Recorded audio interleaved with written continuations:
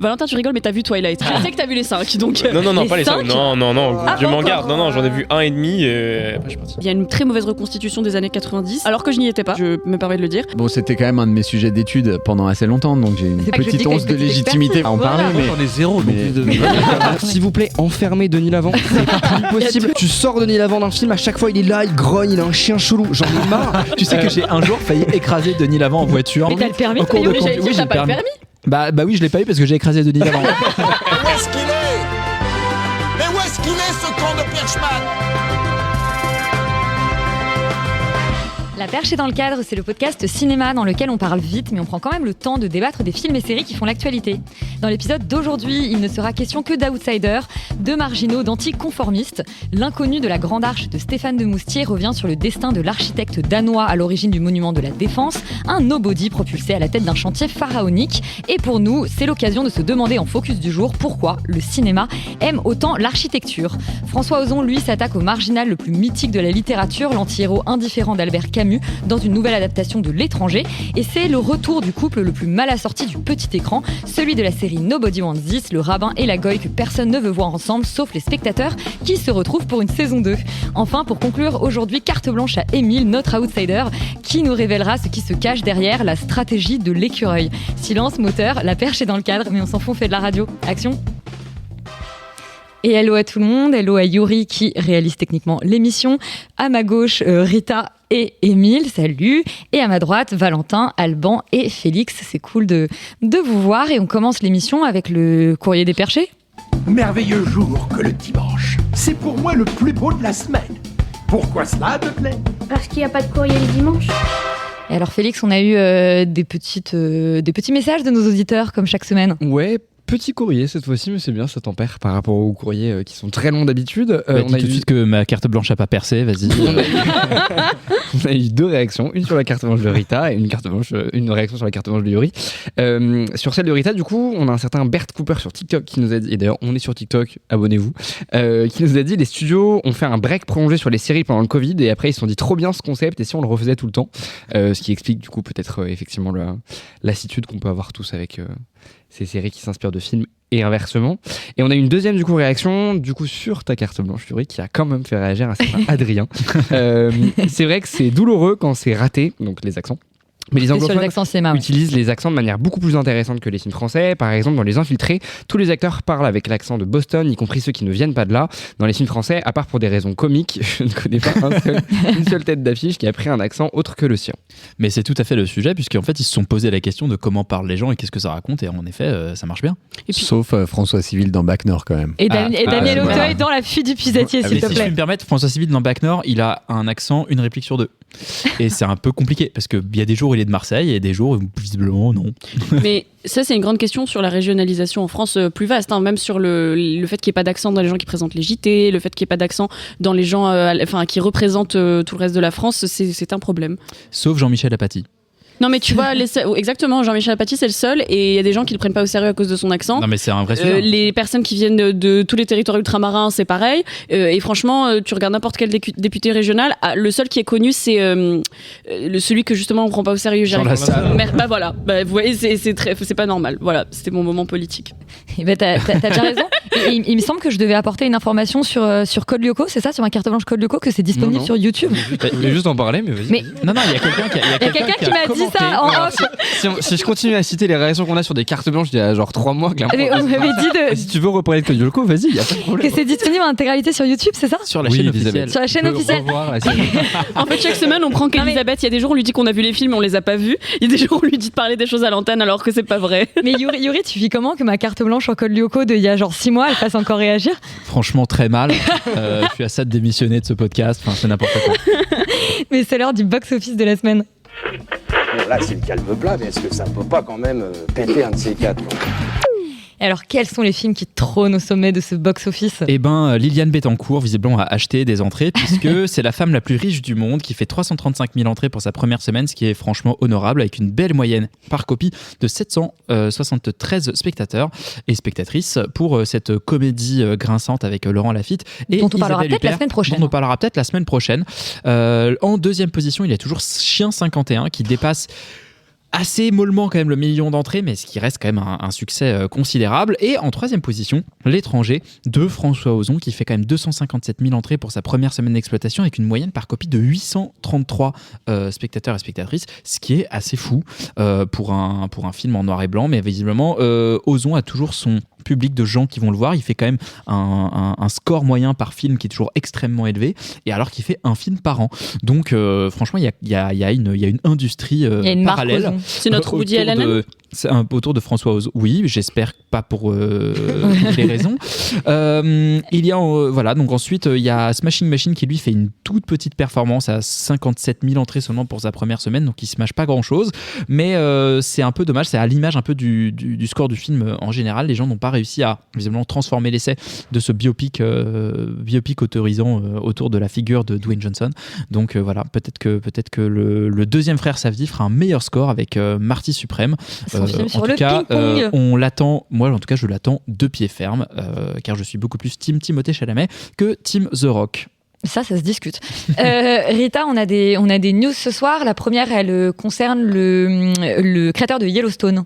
Exactement, Taylor Sheridan, c'est peut-être pas un nom qui résonne là comme ça, mais aux États-Unis, c'est le créateur de série le plus prolifique du moment, parce qu'il a créé Yellowstone, qui bat tous les records d'audience. Et qui en plus a eu deux prequels. Alors, beaucoup plus que ça. Aujourd'hui, c'est 7 séries. Ouais. En fait, pour moi, il y a 3 séries. Il y a les 2 années et ensuite Yellowstone sur 4 saisons. Il y en a encore plein d'autres. Ah non, il y en a plus d'autres. Il y en a plein d'autres et il y en a 2 qui sont même pas encore sortis. Donc c'est vraiment un truc zinzin. Et ce mec a construit la plateforme de Paramount Plus en fait. Parce que tous les gens qui s'abonnent à Paramount Plus, c'est pour les séries de Taylor Sheridan qui en France sont disponibles aussi sur Netflix par un je ne sais quel deal. Et en fait, gros coup de théâtre dans le monde de la série. Ils étaient disponibles sur Salto au début et RIP. Why not? Et en fait, il y a eu une espèce de gros coup de théâtre dans le paysage audiovisuel américain, puisqu'il va quitter Paramount pour rejoindre NBC Universal. En fait, il n'y a pas de comparatif possible aujourd'hui, mais c'est comme si au plus haut moment du Bureau des légendes, l'équipe du Bureau des légendes partait de Canal pour Salto, I guess. mais en vrai, c'est assez impressionnant. Et en fait, c'est un des deals qui a coûté le plus d'argent de l'histoire d'un transfert comme ça. C'est un peu un gros transfert de footballeur à titre d'autres comparaisons possibles. Taylor Sheridan est le nouveau Cristiano Ronaldo. En fait, visiblement, il lui dégage une enveloppe de près de $1 milliard, je crois, pour développer des films, des séries, des trucs, sachant que il reste quand même un peu chez Paramount séries. Et il va écrire un film Call of Duty. Et alors, non, mais justement, c'est tout le nœud du problème, c'est qu'apparemment, il s'entend pas plus très bien avec les nouveaux, parce que Paramount a été racheté par Skydance, bref.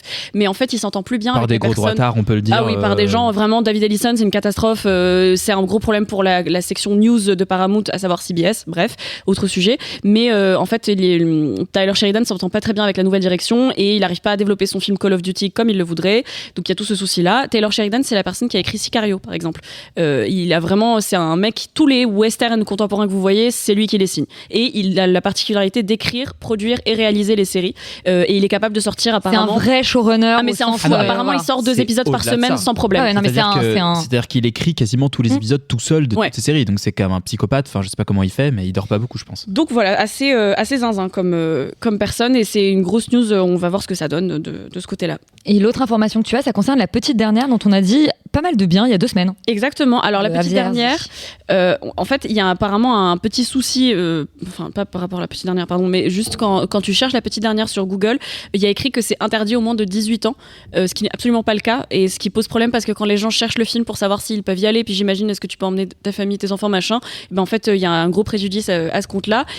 L'équipe du film sait pas trop encore comment est-ce que c'est arrivé, c'est Libération qui a révélé ça, et c'est un gros problème parce que c'est sûrement très homophobe comme classement, dans la mesure où c'est un film qui parle de relations amoureuses lesbiennes, et qu'il y a aucune raison valable que le film soit et qui s'imagine des scènes de cul pas possible, quoi. En fait, j'imagine qu'ils se disent si c'est un film de lesbienne, c'est pas Make to My Love, La vie d'Adèle. La vie d'Adèle, quoi.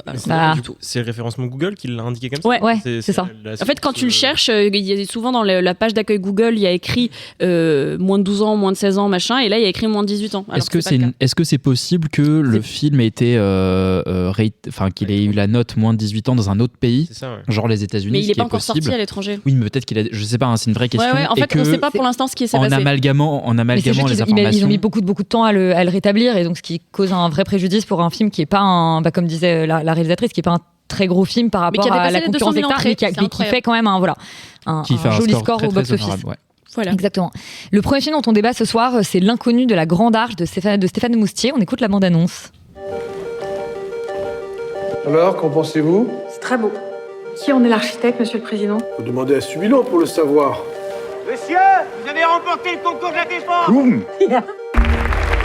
Qu'avez-vous construit dans votre carrière ? En 1983, François Mitterrand décide de lancer un concours d'architecture internationale pour ce qui sera le projet phare de sa présidence, la Grande Arche de la Défense, pensée pour être dans l'axe du Louvre et de l'Arc de Triomphe. À la surprise générale, c'est un architecte danois qui remporte le concours. Je vais essayer de prononcer son nom.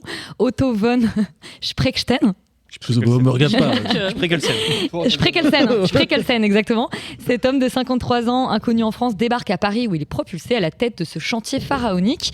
Et si l'architecte entend bâtir la Grande Arche telle qu'il l'a imaginée, ses idées vont vite se heurter à la complexité du réel et aux aléas de la politique. En plus, tu sais qu'Alban, on était dans la même séance et vraiment, j'ai passé tout le film à essayer de mémoriser son nom pour bien le prononcer et j'ai quand même raté. C'est vraiment la honte.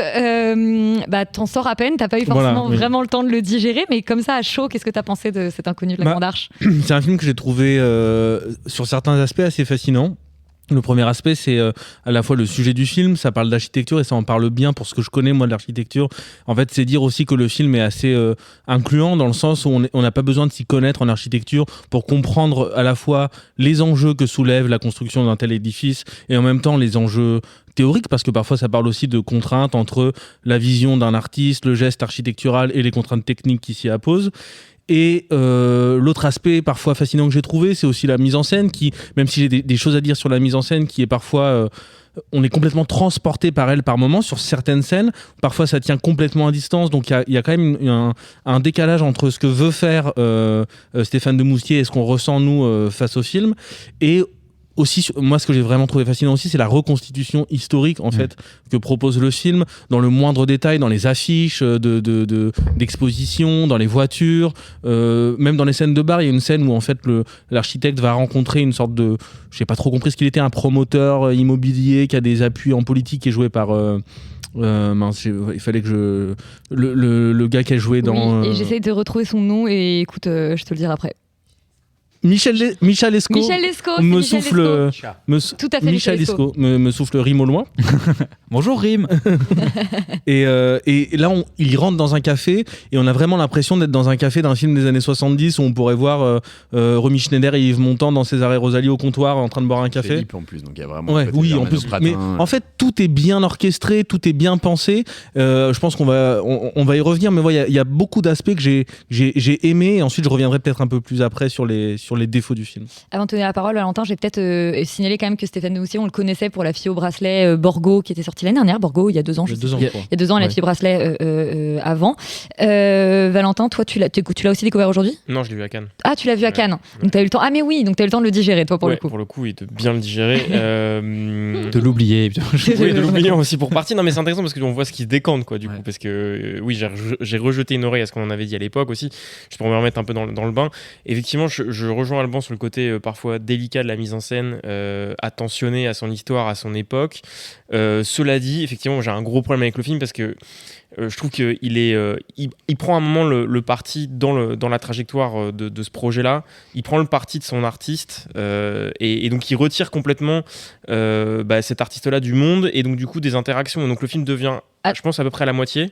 Quand tu dis qu'il prend le parti, c'est que pour toi, le film dit que ce que défend l'architecte est juste ? C'est ambigu, mais je trouve qu'il se met, il se met dans sa perspective. C'est-à-dire qu'il y a beaucoup d'échanges où j'ai l'impression que ce que raconte le film, c'est qu'il y a un grand intérêt artistique qui est contrarié par des gratte-papier, par des enjeux administratifs.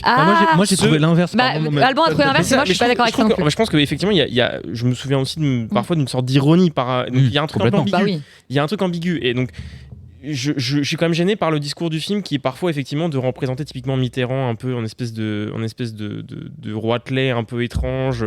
Il est joué par Michel Faux qui a 50 milliards de kilomètres de la ressemblance physique avec Mitterrand quand même. Moi je l'aime bien. Mais c'est pleinement assumé. C'est complètement assumé. Moi je l'aime bien. Je pense que c'est pas accidentel.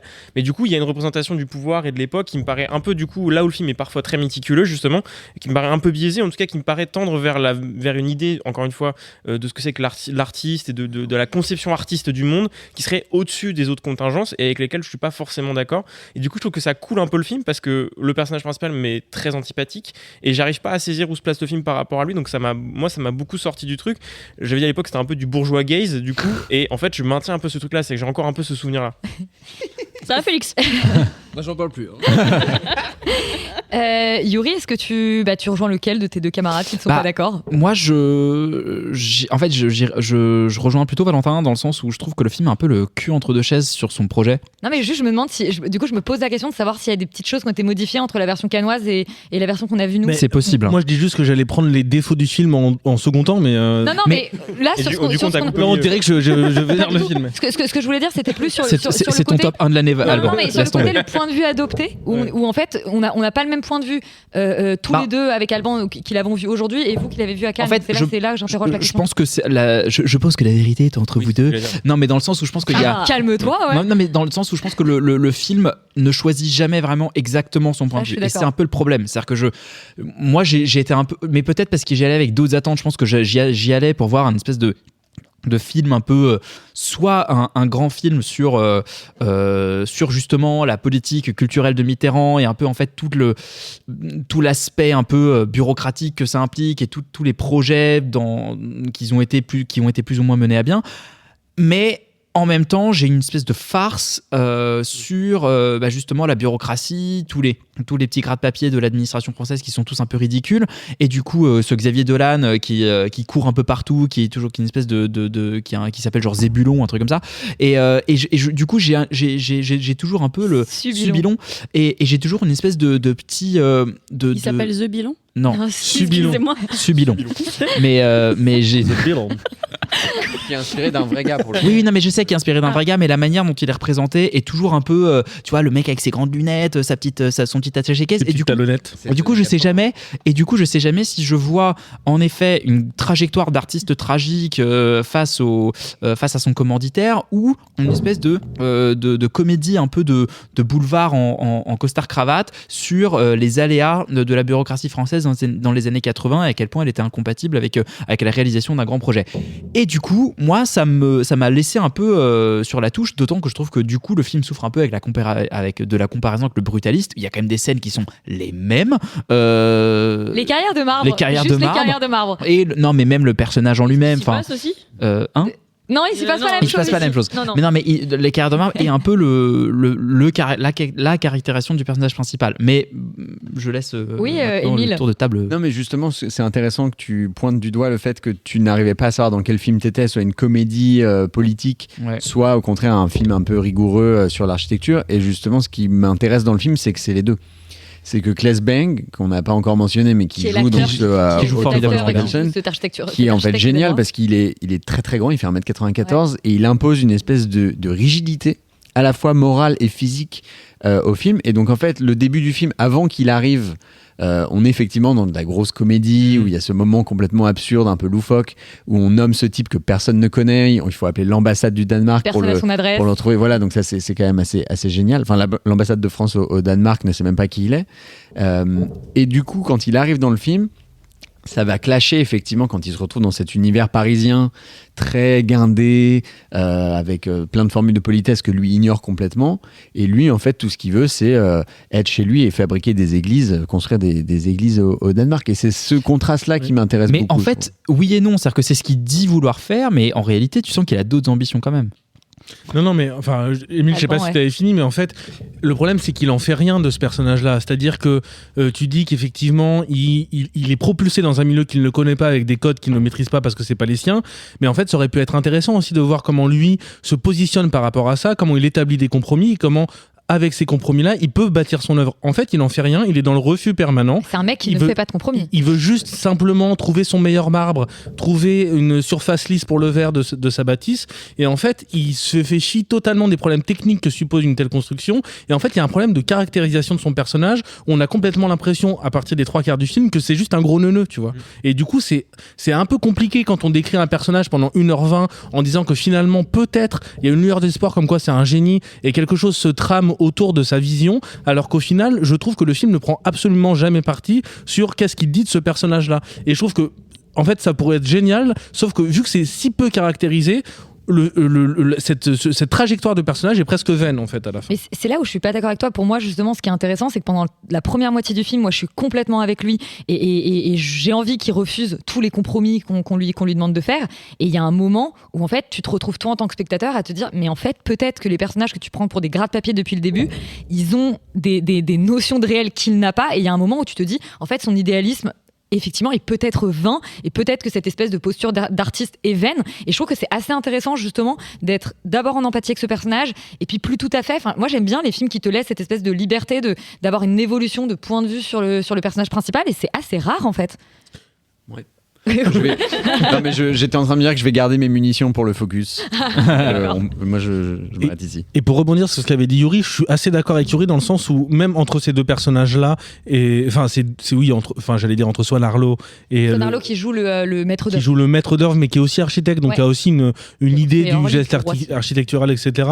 Il y a quand même une opposition entre deux visions de faire de l'architecture, ce que le film quand même traite assez suffisamment, mais tu vois, entre la comédie potache en mode Quai d'Orsay dans les premières 20 minutes et le film d'architecture avec des concepts théoriques, le film ne parvient jamais à trouver le bon ton. Mais c'est mon problème avec Mitterrand, c'est-à-dire que en fait à chaque fois qu'apparaît Mitterrand, moi je trouve que c'est quand même un peu de la comédie parce que tu sais que c'est pas lui. Enfin, surtout que dans le choix des castings, il y a une évidence, c'est-à-dire que pareil, que le fait de choisir Claes Bang pour jouer ce personnage-là, pour moi ce mec c'est le mec de The Square, il était déjà, je pense qu'il vient le chercher parce qu'il est le directeur à l'époque du musée d'art contemporain insupportable dans The Square, donc il vient chercher un mec qui est antipathique, donc il y a un peu un côté dîner de con en fait avec ce gars, qui se joue moi dès le casting en fait, donc du coup je devine pas, enfin non mais je c'est peut-être un procès d'intention, mais j'ai l'impression que du coup dans ce que du coup je vois dans le film dès le départ, je ne vois que ça. Donc je me dis, et pareil avec le Mitterrand, où je me dis, il y a une idée de satire, il y a une idée de faire une farce effectivement à un moment, et j'arrive pas à percevoir encore une fois, et je pense que le mot-clé c'est le ton, c'est-à-dire que je sais pas quel ton prend le film, et ce qu'il cherche vraiment à dire, donc ça m'a un peu... d'autant que la fin n'est pas drôle du tout. Non, c'est ça, j'ai pas trouvé le film très drôle. Je trouve que par moment, on n'est pas dans la farce. Oui, mais il y a des moments où on est pleinement dans la farce avec Michel Faux qui veut que tout soit rose, enfin tu vois, il y a quand même des trucs rigolos avec même le début du film quand ils doivent appeler l'architecte, qu'on lui amène une chaise, qu'on lui amène une téléphone, qu'il arrive avec son costume Xavier Dolan pour aller chercher le gars qui est en train de pêcher avec un cube de saumon. Oui, non mais c'est marrant, mais en fait juste ça contraste quand même assez fortement avec la trame générale du film qui est quand même un film tragique sur une œuvre ratée, un artiste brisé. Donc c'est un cube. Saumon c'est rose, il veut du marbre rose pour faire son cube, donc tu vois.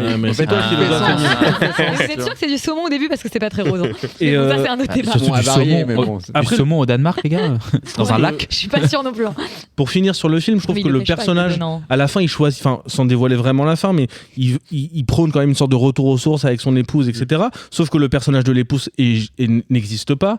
C'est pour moi, c'est dommage. Si c'est Sidze Babette Knudsen, qui est une actrice, bah oui. Qui est une actrice extraordinaire, mais... tu vois, moi je la connaissais pas et j'aurais bien aimé la voir. Donc, Et pour le coup, je te rejoins, je trouve que c'est le personnage qui effectivement est un peu sacrifié dans le film parce qu'on comprend qu'elle est complètement avec lui et du coup on se dit le moment où elle va commencer à lui dire qu'elle est plus d'accord avec lui, a priori c'est le moment où il déconne vraiment. Mais en fait, elle reste quand même très très en périphérie. Moi j'ai pas très bien... C'est pas un personnage elle entretient des choses qui sont pas positives dans son comportement, c'est-à-dire qu'elle le pousse à justement à ne pas faire de compromis, à aller chercher à tirer un maximum de thunes, d'aller faire des trucs vraiment absurdes. Donc mais parce qu'elle pense qu'il se fait arnaquer aussi. Mais elle prenait une pour elle surtout. Ah oui, et moi on m'a dit aujourd'hui, ma chef m'a dit aujourd'hui qu'apparemment la famille de l'architecte était vraiment contre l'idée de ce film et ce que le film est devenu. Et en fait c'est pas étonnant quand tu vois comment la femme est traitée dans ce film-là, c'est-à-dire elle n'a pas de personnage et en fait le seul intérêt qu'on lui donne c'est de soutirer 25 millions à un cabinet, c'est un petit peu ça, c'est soutirer 25 millions à l'État parce qu'ils n'ont pas le temps de lire le contrat et qu'il faut commencer les travaux vite, tu vois. Je trouve qu'il y a quand même un gros manque en termes de caractérisation du personnage féminin. Donc, non, ça je te rejoins complètement.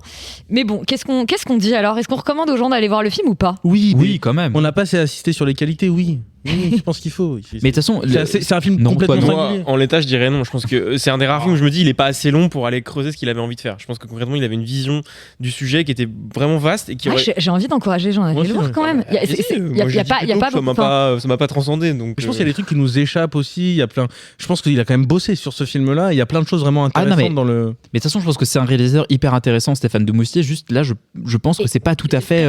Et juste l'idée de ce mec qui fait un film sur ce monument comme ça. Enfin, je trouve que c'est quand même un projet qui est, le film, j'entends, qui est assez singulier dans le cinéma français.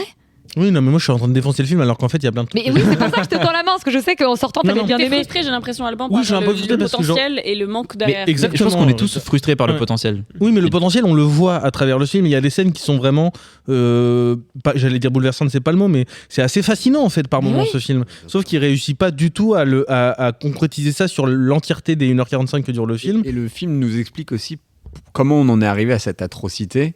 Alors que l'intention initiale était quand même bien différente c'est là de aussi ce qu'on a eu à l'arrivée en fait. Oui, mais non, je suis d'accord avec toi. Non, mais donc on encourage, à part toi Valentin, qui est du coup encore un peu plus, pour le coup, toi t'as pas envie d'encourager le film. Oui. Moi j'allais dire, du coup c'est le corner où j'ai pas vu, mais je donne mon avis. Mais moi j'ai envie de voir le film pour les pains que sont Swan Arlo et Xavier Dolan.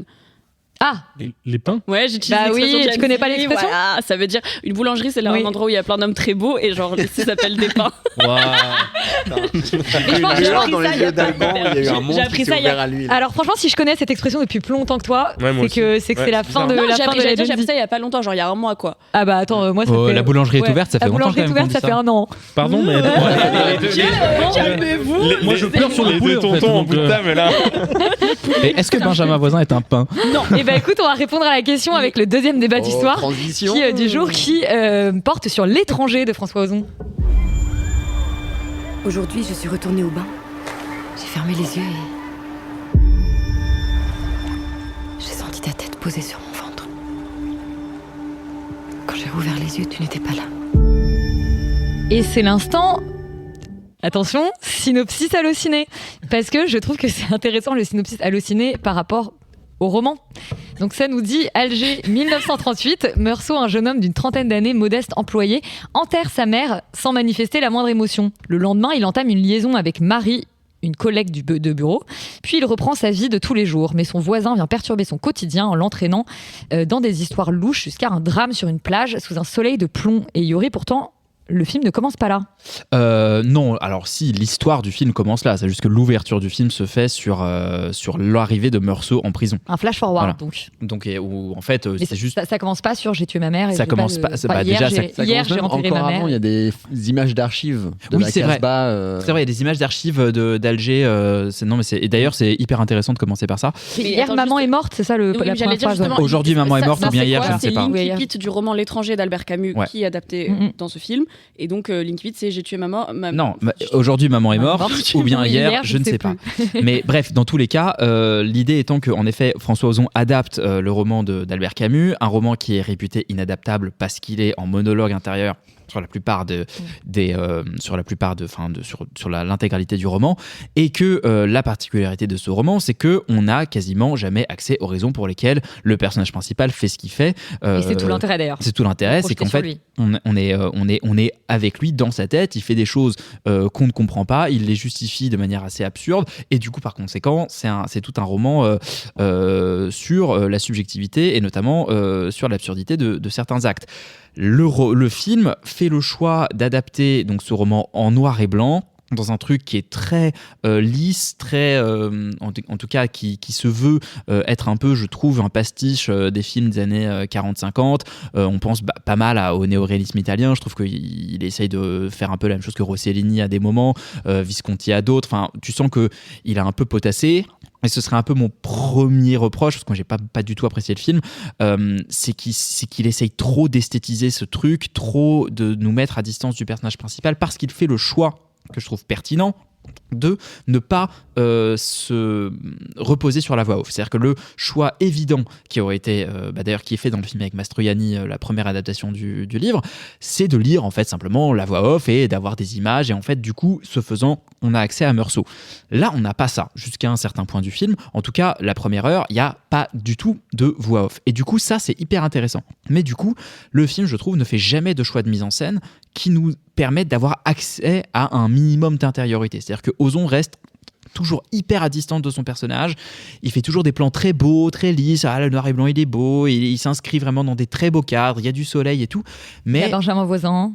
Il y a Benjamin Voisin. Que personnellement, je ne pense pas trop dans mon cœur que ça. Et du coup, il y a un vrai souci pour moi d'accès à la vision du monde de Meursault, comment il voit en l'occurrence l'étranger, comment il voit l'arabe, comment il voit tous ces personnages qui sont un peu des on va dire des poncifs aujourd'hui de la littérature, et du coup le regard que porte le film sur eux et par conséquent son personnage, pour moi, sont très abstraits, sauf à un seul moment, qui est le moment du meurtre, où Ozon tente un truc, et bon du coup le film est déjà sorti, donc si vous ne voulez pas savoir ce que c'est, skippez de 30 secondes.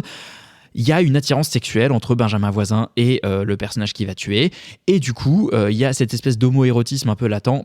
Franchement, il le regarde, il regarde ses muscles et tout. Il y a un truc vraiment hyper érotisant là-dedans. Ouais, okay. Et du coup, je dormais. C'est la semaine où on n'a pas vu les mêmes films, voilà. Tu vois. Moi, et du coup, ça c'est le seul moment où je trouve qu'il tente un peu un truc de perspective, d'intériorité du personnage. Le reste du temps, il reste hyper à distance. Du coup, ça donne un film qui pour moi est très froid et qui se résume à voir Benjamin Voisin être silencieux, faire des trucs et dire je sais pas. Et du coup moi j'ai un peu dormi quand même, je vais l'avouer, pendant le film j'ai un peu roupillé et du coup j'ai un peu vécu et ça m'a un peu fait penser moi ça m'a un peu fait penser à ma séance de The Revenant où j'ai également dormi, où je m'endormais et je voyais Leonardo DiCaprio grogner dans la neige, je me réveillais, je voyais Leonardo DiCaprio ramper et grogner dans la neige. Là c'est pareil, sauf qu'il rampe pas, il grogne pas, il dit rien, il fait rien. Donc c'est un peu que t'as dormi pendant la séance de Saltan à l'hôtel El Royal? Oui. Ça c'est mon honnêteté intellectuelle. C'est un coup bas. Non mais Yuri, juste t'as aimé le livre? Je l'ai lu il y a 15 ans quand j'étais au lycée, donc je l'ai aimé, je sais pas, oui, j'ai un bon souvenir du livre, je l'ai lu de A à Z en tout cas. Non, je pose la question aussi parce que j'ai des gens que je connais qui ont vu le film et qui de base n'aiment pas le livre et n'ont pas aimé le film incidemment. Déjà, dire j'aime le livre, je trouve que c'est un truc un peu étrange. Oui, c'est un objet très étrange. C'est un objet quand même très étrange et pas très sympathique quand même. Mais j'allais dire dans ce que tu dis, Yuri, j'ai envie de te demander, Émile, c'est que tu dis on n'a pas accès à l'intériorité du personnage et en même temps je trouve que c'est tout le paradoxe du livre, c'est que tu passes ton temps dans la tête du personnage et tu comprends rien de lui. Oui. Oui, en fait, j'ai l'impression que ce que tu reproches au film, moi, c'est ce qui m'a fait l'aimer, ou en tout cas ce qui m'a le plus plu dans le film, c'est-à-dire que Ozon, donc on a dit tout à l'heure qu'il faisait un film par an, et j'ai l'impression que chaque année, c'est un petit peu comme s'il essayait de trouver un muret, et il se dit, je vais sauter du muret. Parfois, c'est des murets de 20 cm. L'an dernier, par exemple, quand vient l'automne, il était vraiment dans sa zone de confort. Il fait un truc facile. Et là, il trouve un muret de 4 mètres. Il dit, je vais adapter peut-être le livre de la littérature française le moins adaptable. Ouais. Même Visconti s'est pété la gueule. Ouais. Bien sûr. Ouais. Et il se dit, je vais y aller. Ok, il prend son acteur d'été 85, il prend Benjamin Voisin, il y va. Et en fait, ce que je trouve très fort, c'est que là où le roman est inadaptable, ce que j'ai l'impression qu'il a essayé d'adapter, c'est son souvenir de la lecture et le malaise qu'on éprouve tous à la lecture du bouquin. Ce qui fait qu'à l'arrivée, on a quand même un film qui est un très gros film français, très, très bien produit, très bien marketé, etc., qui prend le temps de volontairement étirer la durée de ses plans, mais la première demi-heure, il y a peut-être 20, enfin j'ai essayé de compter, je crois qu'il y avait 25 répliques qui ont été prononcées en 30 minutes. Et la moitié des répliques, c'est je sais pas. Voilà, et la moitié, c'est juste Benjamin Voisin qui hausse les épaules et qui dit je sais pas. Et je trouve que c'est assez fascinant de voir un metteur en scène presque se tirer une balle dans le pied comme ça pour essayer de nous faire sentir cette espèce d'état intérieur de déliquescence. Et en fait, moi, je comprends complètement ce qui se passe dans la tête de ce personnage, malgré l'absence de voix off. Moi, j'ai pas trop accès, justement, parce que je suis toujours à distance de ce qu'il vit, de ce qu'il fait. J'ai toujours l'impression qu'il s'inscrit dans une espèce de volonté d'esthétiser ce qu'il y a autour de lui, ce qui fait que j'ai pas accès, moi, à la matérialité de ce qu'il traverse. Alors, moi, justement, j'ai eu l'impression que c'était un peu ma porte d'entrée à moi. C'est-à-dire que le fait que on a parfois l'impression d'être dans un Buñuel au début. Ces plans magnifiques en noir et blanc, cet enterrement dans cette espèce de pension de retraite en plein milieu du désert. Enfin, c'est quand même magnifique. On est en plein milieu de l'Algérie. Ces moments... Et en fait, ce qui est assez fort, c'est que tout le film, il nous refuse les moments de complicité, il interrompt les moments de tendresse. Il y a un plan dans le bus où il y a Rebecca Marder et Benjamin Voisin qui s'embrassent, et en fait très très vite la caméra panote sur un enfant qui les regarde et sa mère qui met une baigne sur la tête de l'enfant parce qu'elle n'a pas envie que son fils regarde ça. Et en fait, à chaque fois qu'il y a le moindre moment de tendresse, le moindre moment où on pourrait connecter avec le personnage, il tue dans l'œuf ce moment, et j'ai trouvé que c'était très fort de la part d'un metteur en scène de nous refuser tout ça pour maximiser cette sensation de malaise vraiment très très fort. Et je voudrais juste ajouter que il n'est pas tout seul dans sa quête. Il travaille avec Fatima Al-Qadiri, qui est une compositrice qui vient plutôt du cinéma d'horreur, qui avait fait la musique d'un film qui s'appelait Abuela, un film espagnol. Manu Dacos, qui est le chef opérateur de Katef Orzani, qui fait l'image ici, qui pareil, je trouve, fait des trucs. Parfois, on a l'impression d'être devant The Lighthouse, dans la scène de meurtre, par exemple. Il tente des trucs très très graphiques. C'était pas du tout l'adaptation que je m'attendais à voir, en tout cas. Félix, oui, j'allais dire, si tu trouves ça très beau, c'est tourné à Tanger. Voilà. Oui, c'est vrai. Félix, ton avis m'intéresse, que toi, justement, t'as pas lu le roman. Je fais le roman, j'ai pas écouté en français, donc je ne connais rien à l'étranger. J'y suis allé complètement neutre, vierge. Mais tu connaissais l'histoire ou pas? Non, vraiment rien. Ah bah trop bien. J'ai tout découvert et du coup je me suis un peu documenté après ma séance. Je me suis douté qu'il y avait une voix off quelque part parce que j'étais en mode bon, franchement pendant 30 minutes c'est silencieux. Je pense que à mon avis dans le livre ça doit être quand même un monologue intérieur. En fait, je suis assez d'accord avec toi, Émile. Je trouve qu'il y a une volonté. Moi, le film m'a surpris parce que je déteste. Rita fait une grosse tête. Quoi ? Je déteste Ozon. Je trouve qu'il a fait vraiment des très très mauvais films qui m'ont fait un peu sortir de mes gonds. Et je trouve que là, pour le coup, on peut pas lui reprocher d'avoir un peu de taffé. C'est-à-dire que je trouve qu'il y a une attention aux détails, aux textures, au décor, à la mise en scène. Je trouve qu'il y a effectivement quelque chose d'assez soigné, d'assez poisseux par moment. Je suis d'accord avec toi sur le côté très long, notamment de l'intro qui m'a assez plu dans cette espèce d'asile, espèce de plan avec une lumière un peu pourrie. Enfin, il y a une atmosphère qui se dégage qui m'a touché, enfin, et effectivement j'ai pas forcément le même problème que toi Yuri, en tout cas sur la première partie du film où j'arrive à me figurer ce qui se passe dans sa tête, même de manière un peu grossière, quand il est dans l'église, que tout le monde se lève et que lui veut pas se lever, machin. Enfin bon, je trouve qu'il y a des plans comme ça où je sens un peu trop les intentions. Moi, par contre, ce qui me gêne vachement, c'est dès qu'on commence à basculer dans la deuxième partie et que justement il rencontre cette fille, je suis pas d'accord avec toi. Je trouve qu'en fait, au contraire, il essaye de filmer une romance et qu'en fait, et en même temps, il essaye de filmer ce mec qui est détaché de cette romance. Et j'ai juste l'impression de voir un gars un peu sombre. Ah mais c'est le OG emo le mec. Ah mais grave, c'est le Dark Sasuke. C'est Dark Sasuke. Non mais Meursault qui a lu vraiment. Ça marche bien. Moi je trouve qu'il le campe très bien, il l'incarne très bien. Moi, le gars il a lu 3 pages de Nietzsche, il est en mode genre plus rien n'a d'intérêt. La vie est aucun sens. Tout ça est vraiment. Il n'y a pas besoin d'un film. Quand vous allez dans le 11e ou dans le 3e, vous en avez par la pelle. Non mais c'est vraiment genre c'est vraiment emo ado avec sa mèche là et qui est vraiment. Ah ouais, ça c'est exaspérant. Moi j'avoue que Benjamin Voisin je le déteste et là c'est l'enfer. Genre vraiment je trouve que il s'en sort pas du tout quoi. Enfin, les répliques en plus sont très littéraires et je trouve que malheureusement je les sens là où un Pierre Lotin par exemple réussit à quand même même s'il joue toujours la même chose et lui commence à me saouler parce que c'est clairement c'est Raphaël Quenard bis, enfin genre vraiment l'enfer. Mais au moins mais pourquoi tout le monde se prend des valeurs? On aime bien Pierre Lotin. J'adore Pierre Lotin. Ouais moi aussi mais je trouve qu'il commence après c'est pas est-ce que c'est pas forcément de sa faute qu'il ait un emploi et que le cinéma adore les emplois et qu'en fait on lui file. Il joue son pote du coup qui est il joue pas l'Algérien voisin. Non. Et si et c'est un super parti pris. Non bref et en fait du coup lui je trouve que c'est un miscast absolu parce que malheureusement il s'en sort pas et avec par moment du coup je pense ce qui reste de la voix off de Camus et par moment juste l'incarnation justement il est pas assez magnétique en fait. Moi je trouve qu'il a l'air un peu paumé, un peu débile malheureusement. Mais ce qui est le parti pris du roman c'est qu'en fait c'est un type lambda que tu sais pas qui il est. C'est un mais il est presque pas assez lambda. Enfin il y a un truc qui marche pas. Comment il s'appelle? Denis Lavant. S'il vous plaît, enfermez Denis Lavant. C'est plus possible. Denis Lavant. Tu sors Denis Lavant d'un film, à chaque fois il est là, il grogne, il a un chien chelou. J'en ai marre. Il joue toujours la même chose. C'est l'enfer. Genre vraiment. Ce mec, c'est fou. Je me souviens plus qu'est-ce qui s'est passé dans le roman. Moi, j'en souvenais pas non plus. Moi, je pense que c'est un ajout. C'est Denis Lavant qui a menacé aux gens. Mais moi dans le film. Bon bref. Mais en fait, je trouve que. Ou alors, il passait juste ses vacances à Tanger. Le frérot passe un tour sur le tournage. Il lui a donné une pièce. Ah non, pardon, excuse-moi. Bref, non, franchement, c'est pas possible. Tu sais que j'ai un jour failli écraser Denis Lavant en voiture. Bah t'aurais dit. Mais t'as le permis, toi, Yuri? Oui, t'as pas le permis? Bah oui, je l'ai pas eu parce que j'ai écrasé Denis Lavant.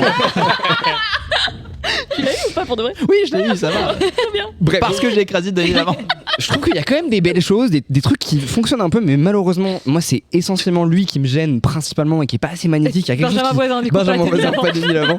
Et ça fonctionne pas. Et quand on bascule dans le film de procès, du coup dans la troisième partie du film, bah c'est pareil. Je trouve qu'on a vu quand même pas mal de grands films de procès ces dernières années dans le cinéma français. Je trouve que celui-ci, bah il peine un petit peu et je vois presque pas trop l'intérêt parce que je trouve que en fait toute cette scène de procès est assez explicative par rapport à ce qu'on a déjà plus ou moins compris justement de ce qu'on essaie de nous raconter justement du personnage. Donc j'avoue que moi je suis resté très à distance en fait de tout ça. Je trouve le film border misogyne même dans sa manière de dépeindre le personnage. C'est François Ozon aussi. Mais voilà, pour le coup, le personnage est misogyne dans le livre. Alors après voilà, dans le livre, sa relation avec la meuf, ça va pas du tout la manière dont il la caractérise. Bien sûr, mais je veux dire c'est aussi la manière dont tu la filmes, comment elle joue. C'est l'actrice la bouche en cœur magnétique qui est là et qui l'observe machin. Enfin bref, ça m'agace. Et je trouve que c'est des tics de mise en scène que tu retrouves chez François Ozon et qui sont pas à la hauteur d'une certaine modernité de mise en scène par moment. Donc voilà, j'avoue que je me suis poliment ennuyé. Je trouve pas que ça soit une catastrophe non plus, mais un peu à quoi bon. Enfin, je pense que le livre, à mon avis, pour le coup, est beaucoup plus intéressant et me paraît beaucoup plus pertinent. Est-ce que ça a un intérêt de l'adapter en fait au cinéma? Franchement, tu me donnes la meilleure conclusion. J'ai tellement envie de conclure en disant, du coup, on n'est pas sûr que vous ayez besoin d'aller voir L'étranger. En revanche, lisez L'étranger d'Albert Camus. Lisez, c'est un bon diptyque avec Meursault contre-enquête. Contre-attaque. Meursault contre-enquête de. Meursault contre-attaque, ce soir. C'est dans Star Wars. En sortie de prison, il décide de se venger. Et c'est Jean-Claude Van Damme. C'est un livre de Kamel Daoud. Exactement. Et on va changer, mais alors radicalement d'ambiance pour s'intéresser à la saison 2 de Nobody Wants This, la rom-com créée par Erin Foster. I want couple stationery. Ooh. I want you to say, I gotta check with the boss. Of course, I gotta check with the boss. And of course, the answer's gonna be no. On avait parlé de la saison 1 de Nobody Wants This au moment de sa sortie. On avait même fait un focus rom-com à cette occasion. Alors la saison 1 racontait le coup de foudre entre Noah, un rabbin, et Joanne, qui est agnostique et à la tête d'un podcast qui parle de sexe. Et surtout, la série nous racontait le début de cette relation qui se faisait un peu sous le mauvais œil de leurs entourages respectifs. Rita, on en est où au début de cette saison 2 Le couple est établi, mais c'est toujours pas simple. Eh ben, je me demande, c'est vrai, je me demandais où est-ce qu'ils allaient aller avec ça, notamment parce que le choix facile aurait été de les faire rompre dans le début de saison 2 pour essayer de les faire se rabibocher. Et ben, ils font pas ça, il y a un peu un courage quand même de se dire on va vraiment explorer qu'est-ce qui se passe une fois qu'on admet qu'on a envie de faire cette relation ensemble et de dépasser le problème évident, à savoir pas la même religion alors que lui officie la religion en question. Alors à la fois c'est courageux et donc on a un petit clip montage dans les premières minutes qui nous montre qu'ils s'entendent super bien, que tout va super bien et que maintenant on rentre dans les choses sérieuses. De fait, la saison, je suis presque arrivée au bout, il me reste 1 ou 2 épisodes. La saison ne rentre absolument pas dans les choses sérieuses. Ça reste une comédie très légère, toujours romantique, mais plus comédie que romantique, je trouve maintenant. Et avec de gros problèmes. Ouais, alors que la saison 1, je trouve, était super romantique. Était vraiment romantique, ouais. Le premier kiss de la saison 1, c'est ce qui m'a fait tomber amoureuse de la série. J'étais en mode OK, let's go. Mais là, il y a rien il y a rien de nouveau sous le soleil, j'allais dire. Ça reste une série qui se passe à Los Angeles où tout est superficiel, tout est en surface, tout est dans des voitures ou des parkings ou dans des endroits de matcha. Hi. Un truc un peu comme ça. C'est un peu ça. Imagine ce que j'ai eu en retour casque. Mais je trouve que ce qui est dommage, c'est de vraiment pas rentrer, de toujours pas répondre à la question ou même pas essayer de répondre à la question si tant est qu'il y ait une réponse de tu fais quoi dans ce genre de situation, comment on s'aime quand on vient pas de la même culture. Je trouve que les blagues sont moins bien que la saison 1, mais qu'il y a quand même des idées assez marrantes de nouveaux personnages, notamment il y a un rabbin très libéral joué par Seth Rogen. Ma passion dans la vie, cet homme, vraiment bravo à lui, c'est lui qui ramène l'humour ces dernières années dans la série américaine. Je suis un peu mitigée, attention, mi-figue, mi-concombre. La semaine dernière, quelqu'un a dit mi-figue, mi-raisin, je l'ai hyper mal pris. C'est maintenant... Oui, normalement l'expression est rebaptisée mi-figue, mi-concombre. Voilà. Ce qui est génial, c'est que les gens qui écoutent le podcast La Perche ne savent pas d'où ça vient. C'est un mystère. Si vous voulez savoir, commentez-le. On vous expliquera la semaine prochaine. Mais commentez mi-figue, mi-concombre. Voilà. Cette semaine. Vous écoutez le podcast. Et donc, je suis assez pas déçue parce que je passe quand même des bons moments devant cette série. Je trouve que c'est un petit peu en deçà de la saison 1 qui était vraiment une bonne surprise. Et mon plus grand point positif pour moi, c'est le personnage de la belle-sœur qui s'appelle Esther. Oui, qui s'appelle Esther et c'est elle qui, pour moi, la saison 2 aurait dû focus entièrement sur elle. Mais Esther qui était déjà un super perso dans la saison 1. Mais là, il y a un truc de quête d'elle-même et de ce qu'elle veut vraiment dans la vie maintenant et que je trouve vraiment cool et de son rapport à l'image qu'elle a, que les gens ont d'elle, d'une femme un petit peu trop intense et je trouve ça assez intéressant. Alban, est-ce que tu as vu Nobody Wants This saison 2 ? Oui. Waouh ! J'ai pas vu en entier, j'ai eu peut-être, je crois, 4 épisodes. Alors, je trouve que c'est marrant ce que tu dis pour terminer ta chronique, Rita, c'est qu'effectivement, les meilleurs personnages de la série ne sont pas les deux personnages principaux. Et ce qui est quand même un gros problème, ça pointait déjà. Ouais, dans la saison 1, ça pointait déjà. Et en fait, c'est encore plus flagrant dans la saison 2 parce que, vu qu'il fait presque rien de cette histoire d'amour, je suis assez d'accord avec toi. Je trouve ça assez courageux de dire que les personnages vont rester ensemble et de construire quelque chose par rapport à cette relation qui est contrariée. Simplement, enfin, c'est bien d'avoir eu cette idée, mais il faut en faire quelque chose derrière et il en fait rien. Et donc, du coup, ça peine un peu. On peine un peu à trouver de l'intérêt pour cette histoire entre les deux personnages, alors qu'à l'inverse, les seconds rôles, que ça soit le frère du rabbin, avec sa femme, où je trouve que c'est une histoire. Enfin, moi, j'ai envie de voir une série sur eux, en fait, parce que je trouve que ça me fait penser un peu à des couples qu'on a déjà vus en fait dans les séries américaines de quarantenaires qui cherchent encore une manière de s'aimer. Ça m'a fait penser un peu à Togetherness, par exemple, des frères Duplass, et je trouve que c'est vraiment beau en fait la manière dont sont traités ces personnages-là. Tu l'as dit aussi, le personnage de la sœur est extrêmement intéressant. Le problème, c'est que vu que ce couple prend toute la place sur des épisodes de 27 minutes et qu'au final on s'en fiche un peu de là où ils sont partis, de là où ils vont arriver, parce que finalement le couple principal, tu parles, Johan et le rabbin. Noah, ouais. Et bah du coup c'est vraiment dommage parce que en fait tu manges 3-4 minutes pendant 27 minutes d'épisode et en fait tu reprends sur un épisode où le centre, et c'est normal, sont les personnages principaux et tu t'ennuies. Et en fait ils essayent en fait de trouver des moyens de continuer à faire exister ce couple, notamment dans la relation avec les parents de l'héroïne. À chaque fois j'oublie le nom enfin pas du rabbin mais mais dis l'actrice sinon juste j'ai oublié son... C'est Kristen Bell oui. Johan le personnage, et Kristen Bell. Avec c'est Kristen Bell et Adam Brody, les personnages principaux, les deux acteurs principaux. Avec les parents, donc de retourner dans les traditions, il y a une scène où en fait ils fêtent l'anniversaire de la mère et en fait c'est un épisode complètement raté parce que ils n'arrivent pas à tirer vraiment les personnages pour essayer d'en dire quelque chose d'intéressant. Donc en fait le père qui a quitté sa femme parce qu'il est homosexuel, qui a fait son coming out et qui est accepté en fait par son ex-femme, mais en fait ça reste ça dans la saison 2 et il n'y a pas plus que ça. Il court toujours après les mecs et en fait je trouve que c'est le problème de la série, tous les personnages ont quelque chose d'intéressant dans la manière dont ils sont caractérisés, mais les trajectoires n'existent pas et du coup c'est vraiment dommage. Et par ailleurs je suis hyper d'accord avec tout ce que tu viens de dire, et par ailleurs le fait pourquoi est-ce que on s'en fout un peu des deux personnages principaux, c'est que malheureusement dans la saison 1, dans leur découverte l'un de l'autre, ils avaient une vraie alchimie. Là je trouve qu'une fois qu'ils sont en couple, l'alchimie et l'intimité qui est censée s'être créée ne transparaît pas à l'écran. C'est beaucoup plus compliqué de jouer l'intimité d'un couple qui existe déjà que de gens qui se cherchent, et ils y arrivent pas de ouf. Et d'ailleurs dans un des épisodes il y a Leighton Meester, donc alors attention. Blair Waldorf dans Gossip Girl pour les initiés, mais surtout la femme d'Adam Brody dans la vraie vie, et c'est celle qui joue la mariée, l'influenceuse un peu relou, et en fait dans cet épisode eux ils ont grave de l'alchimie parce que ils s'aiment de fou dans la vraie vie, et je trouve que sur le moment ça m'a fait me dire c'est dommage parce que j'aurais bien aimé qu'ils aient ce genre de choses avec Kristen Bell qui elle est avec Dax Shepard le loup. Mais en fait, ça marchait dans la saison 1. Mais il y a des trucs qui marchent encore, mais en fait il y a des choses qui sont vraiment gâchées. Typiquement une scène qui m'a fait, je me suis dit mais qu'est-ce que je suis en train de regarder. L'enjeu de la série, c'est qu'elle a décidé visiblement de pas trop de la saison de plus convertir en fait au judaïsme, de réfléchir, pas le faire de réfléchir, et de lui en fait ça lui empêche d'avoir le poste de rabbin auprès de sa communauté, et il commence à s'engueuler là-dessus, et finalement elle se rend compte qu'il lui a acheté une table basse pour qu'elle pose ses affaires, et du coup tout est pardonné en disant mais t'as acheté une table basse, mais t'es vraiment l'amour de ma vie, et l'épisode finit là-dessus, tu vois. En vrai c'est parce qu'ils décident, en fait à ce moment-là ils se disent on veut juste, ils savent tous les deux qu'ils sont dans le déni, ils sont en mode on met le problème à plus tard. En vrai ce truc là c'est la table basse, c'est pas exactement, en vrai c'est plus que ça. T'es un peu exagéré. T'as dire quoi, Émile? Dans le déni l'avant. Oh non.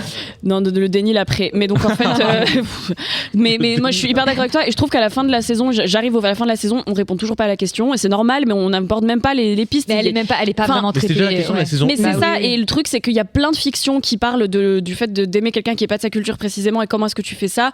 Je trouve que là c'est toujours pas traité, et je vais vous recommander un film que j'aime de tout mon cœur qui s'appelle Mississippi Masala de Mira Nair, qui est la mère du nouveau maire de New York, Zoran Mamdani. Je vais dire Mauvaise foi de Roger Zem. Dans lequel j'ai joué. Non. Quoi? Mais si. Enfant. En figurant. Commentez si vous voulez voir la vidéo. Et on le mettra la semaine prochaine. Mettez Yuri figurant. Les Nepo Baby, Yuri Rebecca. Voilà. Mais donc on vous encourage. C'est un peu difficile. Si vous avez à dire, aimé la saison 1, oui, un petit peu quand même. Si vous avez, retentez le coup. Puis si vous n'avez pas vu la série, peut-être matez la saison 1 si vous aimez les rom-coms. Et on va tout de suite passer à notre focus du jour avec comme question: pourquoi le cinéma aime-t-il autant l'architecture? Ce film a confondu mon histoire et celle de ma sœur Colette, qui a effectivement épousé Monsieur McBurett. Monsieur McBurett, qui est l'aviateur anglais. Voilà. Alors, il vous aura pas échappé que on a décidé de se focus en fonction de l'inconnu de la Grande Arche de Stéphane de Moustier. Et comme toutes les semaines, on vous a demandé quels étaient les films sur un architecte ou sur l'architecture qui étaient ceux qui vous avaient plu. Comme réponse, nous avons eu évidemment The Brutalist, beaucoup, Notre-Dame de Valérie Donzelli. Je crois que c'est une vanne. Ah, moi j'aime bien ce film. Notre-Dame ? Non, je pense pas que c'est une vanne. Tu penses pas que c'est une vanne ? Ah non, je pense pas que c'est une vanne. Mais non, je crois pas. Mot de crayon, meilleur personnage d'architecte. Je l'ai plusieurs fois. Donc, Inception, Le Rebelle. Pas un film, mais un cinéaste architecte, Antonioni, qui filmait super bien l'architecture moderne, Mégalopolis même. Donc voilà. Oui. Bah, attends, dis alors tel qui a dit ça. C'est Antoine. Chat GPT. J'aime bien le fait qu'on incite les gens à envoyer les messages et après quand ils répondent, on les dit sur leur Dot Prod qu'on adore. Ah, Dot Prod, salut. Bah, qui a aimé Mégalopolis. Mais écoute, il a le droit d'aimer Mégalopolis. Mais on je sais que l'embrasse. ce shaming, on l'embrasse évidemment. Émile, alors je vais quand même dire que t'es un peu notre spécialiste de l'architecture au cinéma. Modestement. Docteur Émile. Modestement, t'es le Je docteur. vole le stéthoscope d'Alban ce soir. En tant qu'architecte, je te... Évidemment, on s'est posé la question sous plein d'angles, sous plusieurs angles. Le premier angle, c'est que la figure de l'architecte, et d'ailleurs on vient d'en parler dans le film de Moustier, c'est une figure qui est assez fascinante en fait, cette figure d'architecte. À 1000%, absolument. Alors il y a un détail d'ailleurs à propos de... J'allais l'appeler Sébastien, non, Stéphane de Moustier, pas du tout. Stéphane de Moustier, et je pense une des raisons qui l'a poussé à faire ce film, c'est qu'en fait, pendant plus de 10 ans, il a réalisé des documentaires sur l'architecture. Pour le compte du pavillon de l'Arsenal, de la Cité de l'Architecture et du Patrimoine et autres. Et en fait, il a rencontré énormément d'architectes français et internationaux. Il a voyagé dans beaucoup d'édifices qu'il a tournés. Et je le sais parce que j'ai sous-titré beaucoup de ses vidéos pendant 3-4 ans. Donc, du coup, je les ai vues aussi. Et en fait, ce qui me fascinait dans ces vidéos, et je pense que c'est aussi ce qui a beaucoup parlé à Stéphane de Moustier, c'est que quand on regarde ces entretiens, si on ne sait pas qu'on parle d'architecture, on a l'impression qu'on parle de cinéma. C'est-à-dire que c'est des réflexions sur l'espace, sur le temps, sur le rapport avec ce qu'on appelle l'usager, le visiteur, parfois le spectateur. Donc, il y a un rapport qui est évident avec le cinéma, et on l'a vu ces dernières années, parce que j'ai l'impression que beaucoup des films qui sont cités parlent de films très très contemporains, que ce soit Mégalopolis, The Brutalist. Il y avait eu le Système Victoria aussi, qui est sorti un petit peu plus tôt, qui parle d'un chantier à la Défense, un chantier contemporain, du point de vue d'un contremaître. Donc en fait, on a l'impression qu'il y a une sorte de résurgence, et à chaque fois c'est intéressant de se demander pourquoi est-ce qu'en ce moment on a l'impression de voir autant de films qui parlent d'architecture. Bon, en fait, ça a toujours été le cas. Depuis le cinéma muet, on a beaucoup de... Alors là, je me dirige vers les plates-bandes de notre cher docteur, mais en fait, on avait quand même... Il se cache. Non, mais en fait, c'était quand même un de mes sujets d'études pendant assez longtemps, donc j'ai une petite once de légitimité à en parler. Moi, j'en ai zéro. Moi, je suis un escroc, frère. Mais pour toujours, tu sais, tu es notre docteur. J'attends mon ordonnance. Mais qu'est-ce qui se passe ? Et oui, je me suis perdu. Et du coup, il y a quand même ce fait que le cinéma né en 1895, à un moment où en France on a par exemple Haussmann qui est en pleine modernisation de Paris, et du coup le cinéma va tout de suite essayer de documenter, de représenter cette modernité-là. Et ça va se traduire notamment en 1929 avec un film qui est ultra important dans l'histoire de cette époque-là, pas que au niveau du cinéma, mais l'histoire de la représentation aussi, qui est le film de Dziga Vertov, L'homme à la caméra, où il va en fait dans la rue filmer des immeubles, filmer à l'intérieur de théâtres modernes, filmer à l'intérieur de magasins, etc., pour montrer la vie telle qu'elle est. Un petit peu avant, en 24, il y a Murnau qui tourne Le Dernier des Hommes, où pareil, on a un grand hôtel filmé en long et en large, dont il explore tous les recoins, qui est à mon avis d'ailleurs une des inspirations du Grand Budapest Hotel, qui explore lui aussi vraiment l'architecture. Qu'on aurait pu avoir en réponse au Grand Budapest Hotel. Oui, c'est vrai, personne n'aurait pu avoir. Nous, on l'avait mis dans notre petit... Tous les films de Wes Anderson, je pense à La Maison dans la famille Tenenbaum aussi, qui est cartographiée comme une maison de poupée. French Dispatch. Tout French Dispatch aussi, qui joue vraiment sur la géométrie des maisons françaises. Donc, en fait, il y a quand même, dès le début du cinéma, une forme d'intérêt pour l'architecture. Mais parce que ça rejoint le décor, ça rejoint le fait de construire l'espace. Et on a d'ailleurs beaucoup d'architectes qui se reconvertissent dans le décor de cinéma. Décorateurs, des gens comme Robert Mallet Stevens, qui a fait notamment la Villa Cavrois et qui a fait un certain nombre de chefs en région parisienne aussi, a aussi utilisé ses talents dans le cinéma. Il me semble qu'Alexandre Tronner, qui est le grand chef d'écho de Renoir, de Billy Wilder, etc., a aussi construit quelques maisons. Donc, il y a une porosité. Et de Luc Besson.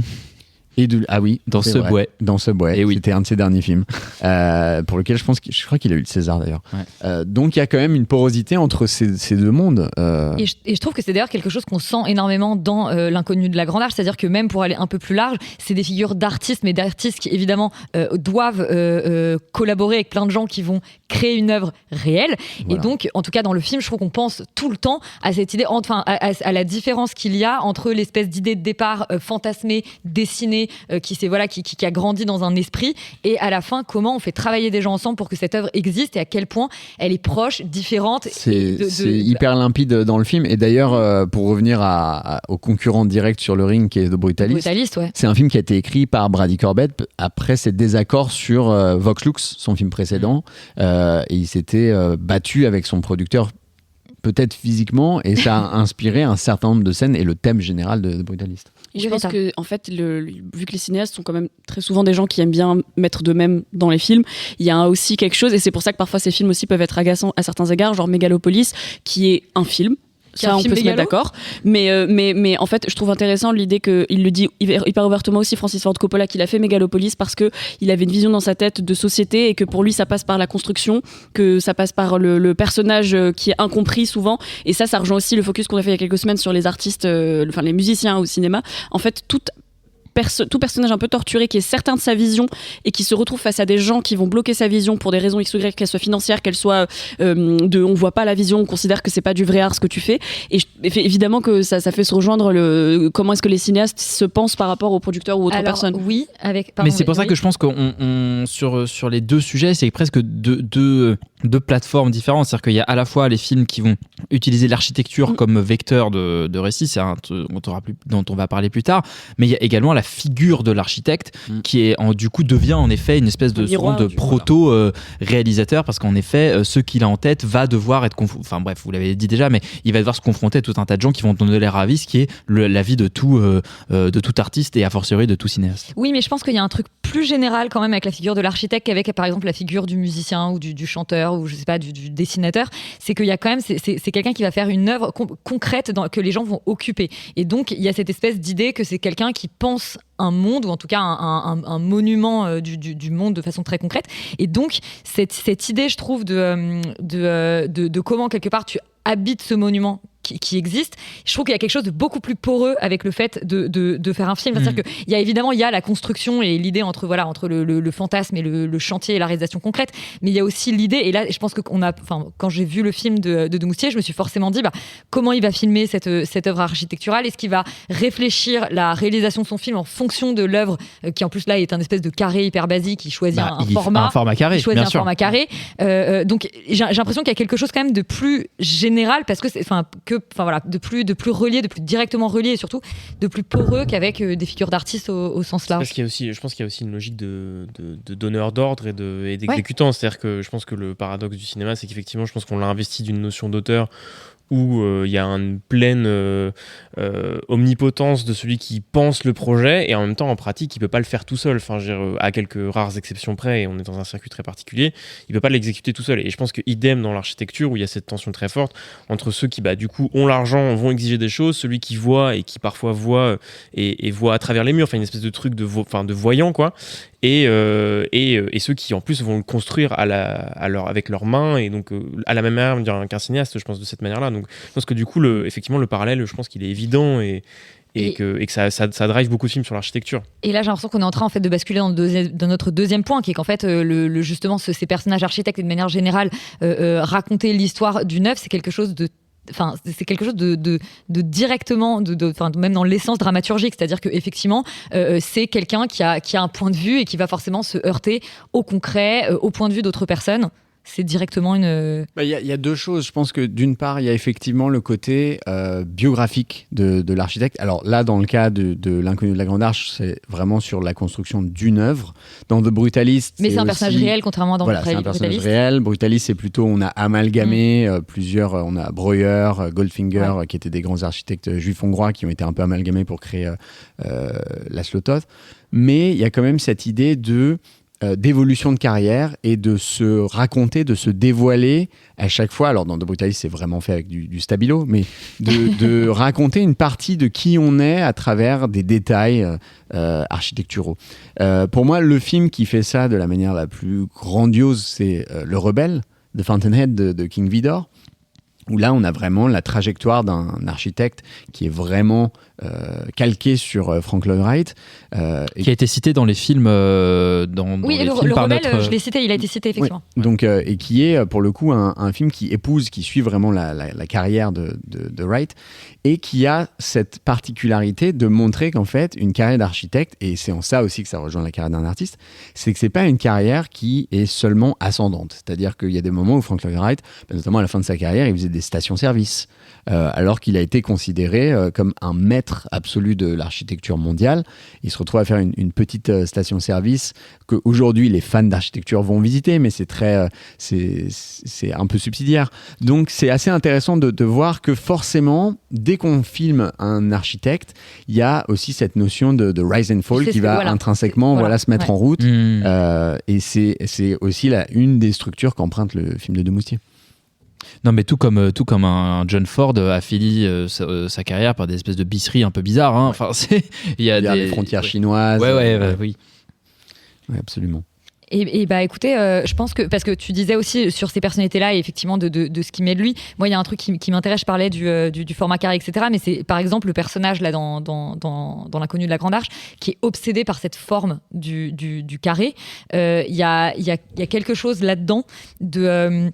parce que j'allais dire, on va commencer à partir sur notre troisième point qui est comment ça raconte l'intériorité des personnages. Et on l'a dit quand on a parlé du film, c'est un personnage qui est quand même assez têtu, même obtus, qui refuse de rentrer dans le compromis, etc. Et il est obsédé par une espèce de la forme géométrique la plus basique qui soit, qui est le carré, et il veut absolument qu'il soit lisse, etc. Et tout de suite, on voit qu'on bascule dans... En fait, l'intériorité de son personnage, là pour le coup, on n'a pas de voix off, c'est pas raconté, etc. Mais c'est dans le fait même de la forme qu'il a choisie. C'est l'obsession. C'est obsessionnel. Et d'ailleurs, il veut pas qu'on dise que c'est une arche, il veut qu'on dise que c'est un cube, et l'histoire n'a pas retenu ça. En fait, ce que je trouve extrêmement intéressant de montrer cet aspect-là de l'architecture, c'est que j'ai l'impression qu'assez souvent, quand on met en avant, quand on exhibe l'architecture au cinéma, c'est dans une dimension avant tout socio-économique. C'est-à-dire que très souvent, on va définir un personnage de film par son lieu de vie. Et donc, notamment, dans un film parisien, en fonction du quartier où il habite, ça va nous informer un petit peu sur tel ou tel aspect du personnage. Et d'ailleurs, il y a ce livre génial de Frédéric Raphaël, qui est le scénariste de Two for the Road, qui a aussi été le scénariste de Eyes Wide Shut. Et il dit que Stanley Kubrick détestait les films de Woody Allen parce qu'il dit... Vu les métiers qu'ils font, c'est impossible qu'ils habitent dans les appartements où ils habitent. Et en fait, très souvent au cinéma, il y a ce conflit entre il faut des grands appartements pour stocker le matériel, pour faire envie, pour bien les éclairer, et en même temps, c'est du coup forcément décorrélé d'une réalité socio-économique. C'est ce dont on parlait pour L'amour, c'est surcoté, où notamment ils vivaient tous dans un magnifique 5 pièces. On l'a dit sur Bref, saison 2 aussi. Ouais, c'est ça. Et du coup, il y a toujours cette tension-là entre... Le personnage, le réalisme du personnage, le milieu dans lequel il évolue et les décors qu'on va filmer. Et pour moi, quand j'étais enfant, ce qui me faisait toujours rire, c'était que les maisons les plus mémorables, c'était toujours les méchants dans les James Bond. Ouais. C'est-à-dire qu'en fait, quand on est gosse, quand on pense baraque de dingue, c'est toujours les méchants. Et d'ailleurs, c'est un petit peu la maison que va copier Hitchcock dans La mort aux trousses, qui est un faux Frank Lloyd Wright qui fait faire sur un plateau à Culver City. C'est cette idée que tous les gadgets imaginables qu'on trouve hyper cool quand on est gamin, dans une maison qui se déploie au sommet d'une colline avec une vista exceptionnelle, c'est toujours le méchant. Il y a une connotation comme ça qui me paraît extrêmement intéressante, qu'il faudrait peut-être creuser un petit peu. Et ben moi, vu que tu as cité King Vidor, je vais citer une cinéaste tout aussi impressionnante, c'est la réalisatrice qui a réalisé Twilight, parce que... nommons-la, Catherine Hardwicke. J'arrivais plus à me la grande... Par ailleurs, vraiment, le premier Twilight, je le sauve, mais bref. Dans Twilight, la maison des Cullen, donc des personnages principaux qui sont les vampires, est exceptionnelle. Genre, c'est une maison d'architecte au milieu de la forêt qui est éloignée de tous. Ils vivent dans la seule ville où il pleut le plus dans l'année parce que vu que c'est enfin bref, on s'en fout, je vais pas raconter Twilight, mais dans cette maison qui est vraiment sublime. Valentin, tu rigoles, mais t'as vu Twilight et je sais, malheureusement. je sais que t'as vu les 5, donc non, pas les 5. Non, Ah, je m'en encore. garde. Non, j'en ai vu 1 et demi. Après, je suis parti. Bon, en tout cas, dans ces films-là, la maison représente un truc assez marrant parce que les vampires ne dorment pas et dedans ils expliquent que du coup ils n'ont pas besoin forcément d'avoir des lits, donc ça devient une blague assez lubrique sur pourquoi est-ce qu'ils ont des lits quand même. Et je trouve, enfin moi ça m'a marqué quand j'étais gosse. Ludique ou lubrique? Lubrique, j'ai dit. Lubrique. Oui. Ok. Et ça peut être, c'est le côté, ça peut être également puritain ludique. de Stéphanie Meyer. Ah ouais, d'accord. C'est ultra. Parce que c'est une mormone qui a écrit le bouquin. Ah oui, donc, d'accord. Pardon. Enfin, il fallait avoir le contexte sur Twilight en fait, Elisabeth. Mais Je m'attendais pas à qu'on parle de Twilight dans ce focus. Et ben, il faut toujours s'attendre à parler de Twilight quand c'est moi. Non, je trouve ça assez marrant parce que la maison dans ces films-là est vachement intéressante parce qu'elle centralise tous les fantasmes autour de ces personnages-là de vampires et que en fait, dès que quelqu'un vient, il y a un commentaire sur la maison et tout le monde justement dit mais comment est-ce qu'il se paye cette maison ? Personne n'a une maison comme ça dans cette ville, c'est insensé, machin. Et moi, vu que c'est du cinéma que j'ai découvert quand j'étais gosse, il y a quand même cette notion-là de à partir de quand les personnages ont des grandes maisons, à partir de quand les personnages peuvent habiter ce genre d'espace, quoi. Et je trouve que ça m'a vachement fait résonner ça. Effectivement, les Woody Allen, ça m'a pas forcément fait penser à ça quand j'étais gosse. Mais Twilight, oui. Alban ? Mais du coup, en vous écoutant parler, je pense à un autre film qui prend un peu le contre-pied de tout ça et dont on avait parlé ici. C'est qui crée son propre espace pour faire à la fois la trame narrative du film et en même temps quelque chose qui existe dans la vraie vie. C'est le film de Roman Boringer, Philippe Rebaud, L'amour fou, où ils construisent un sépartement comme ils l'appellent, où chacun va vivre dans un appartement séparé parce que les parents divorcent, reliés par la chambre des enfants. Et je trouve que c'est intéressant de montrer justement comment la création d'un espace architectural, même si là on est vraiment chez un particulier, peut être un moteur d'une narration et d'une mise en scène et d'un mode de vie, enfin des raisons d'une philosophie de vie. Mais c'est pour ça que moi je suis très étonnée, il y a un film qui a pas été mentionné alors que moi j'ai tout de suite pensé à celui-là, c'est Parasite. Oui, moi j'ai pensé. On avait parlé de The Breakup qui est exactement le même concept, mais 10 ans avant avec Jennifer Aniston et Vince Vaughn. Ils partagent un appart. Que l'amour. Où elle devait le quitter bien plus tôt parce que vraiment c'est un pourri dans ce film. Mais oui, non, moi je pense vraiment à Parasite où c'est le moteur de la narration et en même temps il y a vraiment cette idée de plonger dans les différentes strates de la maison. De la maison. Mais après il y a des films aussi dans lesquels, parce que là on parle que de films entre guillemets réalistes, même si évidemment la topographie de l'appartement, de la maison, etc. peut refléter l'intériorité des personnages. Moi je pense à Blade Runner 2049 où vraiment il y a... Blade Runner déjà le premier aussi. Déjà le premier, non mais t'as raison, mais c'est marrant, j'ai pensé plus à 2049 sur cette question-là, mais t'as raison que le premier... C'est un meilleur film. Oui, moi je trouve, j'aime bien les deux, mais je trouve aussi que Blade Runner 2049 est un chef-d'œuvre personnellement, mais où je trouve que là il y a vraiment une espèce de travail de création du monde seulement à travers les différents espaces qui sont montrés et c'est marrant parce on voit pas tant de choses du monde. Mais c'est seulement les espaces dans lesquels on est qui nous renseignent, je trouve, sur l'univers. Et d'ailleurs, Denis Villeneuve est un cinéaste qui est extrêmement attaché aux espaces, à l'intérieur, justement à la manière dont ils sont conçus, parfois beaucoup plus attaché à ça que de raconter les émotions de ses personnages ou à la cohérence de son histoire. C'est-à-dire que Dune... Ça a commencé comme un compliment, ta phrase. Oui, en fait, non. Mais tu sais, ça bascule toujours au mais. Non, mais ça dépend, franchement, ça dépend à ce à quoi t'es sensible. C'est-à-dire que moi, les films Dune de Denis Villeneuve, c'est des films que j'aime beaucoup. Moi, ça les sauve. Je pense que l'aménagement des décors sauve le film. C'est parce que pour le reste, l'écriture des personnages est assez cata, mais la manière dont ils sont inscrits dans leur monde et tout, ça rend le film assez brillant. Et franchement, moi, j'adore le premier Dune et je vais pas cracher dessus. Félix ? Non, mais je suis d'accord avec toi. Shining aussi fonctionne un peu comme ça. Shining, ouais. Mais oui, Shining aussi. Et c'est pareil, tu vois, Shining, les persos, en fait, ils n'existent pas vraiment. Il y a un truc où toute la folie du personnage est quand même vachement incarnée par tout ce qui se passe dans le décor et dans les par la maison en elle-même. Plus du tout, quoi. Non, je pensais que tu voulais dire quelque chose. Ah oui, non, oui, ça j'allais parler. Valentin. Je savais pas si, oui, parce que du coup on se distribue la parole de manière un peu, parce que les gens qui écoutent, mais de manière un peu scolaire. Non, mais en fait, je veux dire, je pense qu'il y a tout un pan de cinéastes qui aussi jouent avec le décor. Je trouve que c'est vecteur de narration à partir du moment où en fait tu peux cacher ou non des choses. Et genre, du coup, là, Hitchcock, typiquement, pour parler des grands noms, en fait, on en est vraiment là-dedans. Genre, Fenêtre sur cour repose que sur ça, sur la dissimulation en partie de certaines choses et sur le fait que le mur est placé au bon endroit, ce qui fait qu'on voit pas exactement l'action décisive et donc en fait on peut douter tout le film de ce qui s'est passé. Pareil pour la corde où en fait concrètement le décor sert à dissimuler un cadavre en plein milieu de la pièce, à de voir les personnages s'escrimer autour. Donc vraiment il y a une mécanique comme ça et je trouve que moi le film qui m'a sur ce thème là, le premier truc que j'ai pensé, c'est Dogville de Lars von Trier où en fait les décors sont ramenés en fait à rien, c'est-à-dire une espèce de pièce noire avec des lignes blanches qui définissent différentes pièces, donc des personnages qui circulent. Oui, en fait c'est quasiment comme un tracé de Marel. Exactement, comme un tracé de Marelle, exactement. Et donc du coup il n'existe rien et tu te rapproches presque d'un truc très théâtral, mais en même temps que même le théâtre n'a pas inventé. C'est-à-dire non, parce que tu peux pas voir ça sur une scène. Tu peux pas être au-dessus de la scène. Exactement, et tu peux pas te déplacer avec les personnages, tu peux pas créer tout ça. Et donc en fait, c'est un truc qui, je pense, travaille le théâtre comme le cinéma, parce que je pensais, à ceux qui, pour les théâtreux du coin, mais à Peter Brook, à toute l'histoire de l'espace vide, justement, à évider le théâtre pour rapprocher les spectateurs des acteurs et créer de la narration, créer de l'échange, créer de l'interaction à partir de l'absence justement du théâtre en les supprimant. Et t'as totalement ça chez Lars von Trier. Je trouve que c'est vachement intéressant dans le moteur d'histoire que ça génère, parce que du coup tout est infini. C'est-à-dire que quand Nicole Kidman regarde par la fenêtre, en fait elle regarde juste devant elle, et donc t'es libre d'imaginer absolument tout ce qu'il peut y avoir devant elle, en fait. Et ça reconfigure le film, et du coup fascinant pour ça. Rita ?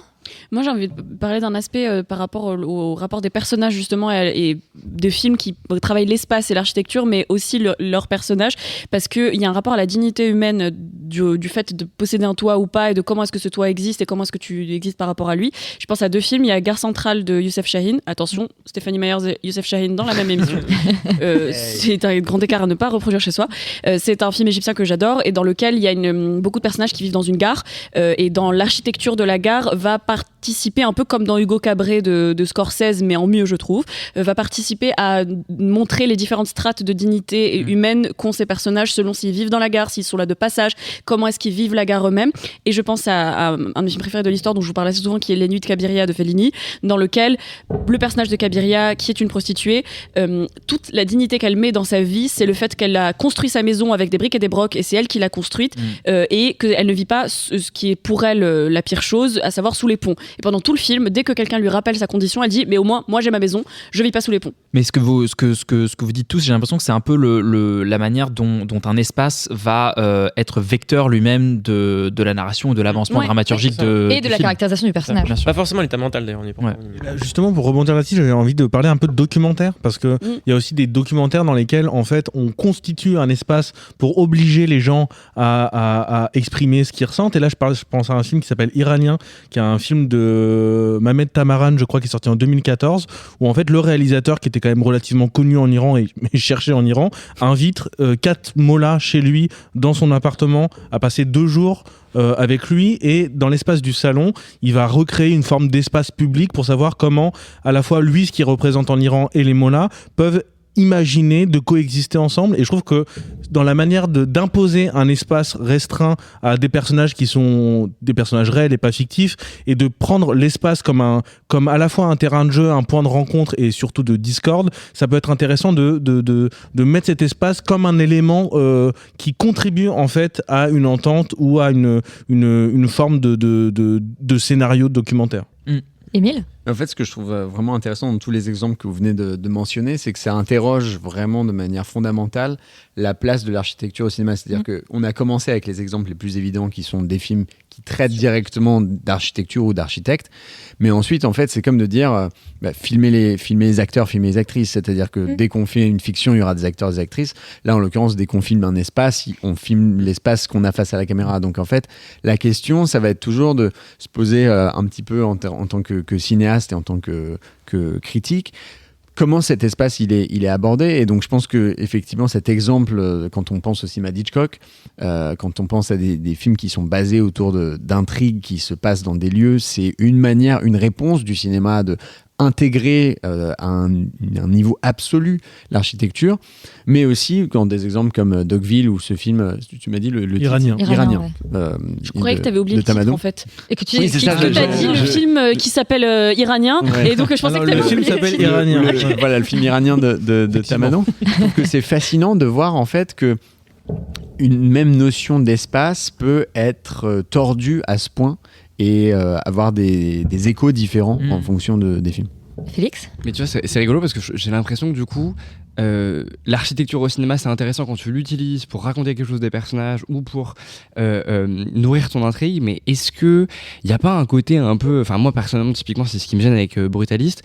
Est-ce qu'un film qui se consacre exclusivement sur l'architecture peut rendre compte de la beauté d'un bâtiment et juste la grandeur d'un bâtiment, alors que tu es dans un film et que du coup, il n'y a pas le côté immersif quand tu te balades, tu vois, dans le truc. Et je trouve qu'il y a un peu un espèce de paradoxe comme ça, où j'ai l'impression que les films qui ont juste exclusivement comme visée de montrer à quel point franchement l'architecture c'est trop bien ou un bâtiment il est trop beau, bah en fait ça marche pas parce que je veux dire du coup forcément il y a une distance avec l'écran et je pense que le seul film qui arrive à peu près, enfin en tout cas que moi auquel je pense là, qui arrive à peu près à ça, c'est le film Anselm de Wim Wenders. Alors c'est pas sur l'architecture, c'est vrai, mais sur l'atelier en 3D de Hansen Kiefer où, où en utilisant la 3D on avait une notion, en tout cas pas seulement pas du lieu, mais en tout cas de l'interaction entre l'œuvre et le lieu qui l'entoure. Complètement. Est-ce qu'on a 45 secondes pour que je raconte ma life ? Vas-y. Ok. Donc c'est le moment où je raconte. Le moment où je raconte ma life. Parce qu'en fait, depuis quand même pas mal d'années, j'organise avant tout mes vacances autour de visites de lieux de tournage, c'est-à-dire des endroits que j'ai vus dans des films que j'ai envie de voir. Et donc pour revenir sur ça c'est next level shit par contre. Ah ouais. Bah, en même temps, tu l'as dans le sang quoi. Et donc pour rebondir sur ce que tu disais, ça me fait penser justement à ce moment où donc j'étais à Los Angeles en vacances. Et j'avais très envie de voir la Schaffer House, qui est notamment la maison où habite le personnage de Colin Firth dans A Single Man, le film de Tom Ford, qui vit dans cette maison magnifique. Un tiers du film se passe dans cette maison. Lui, il est prof à la fac.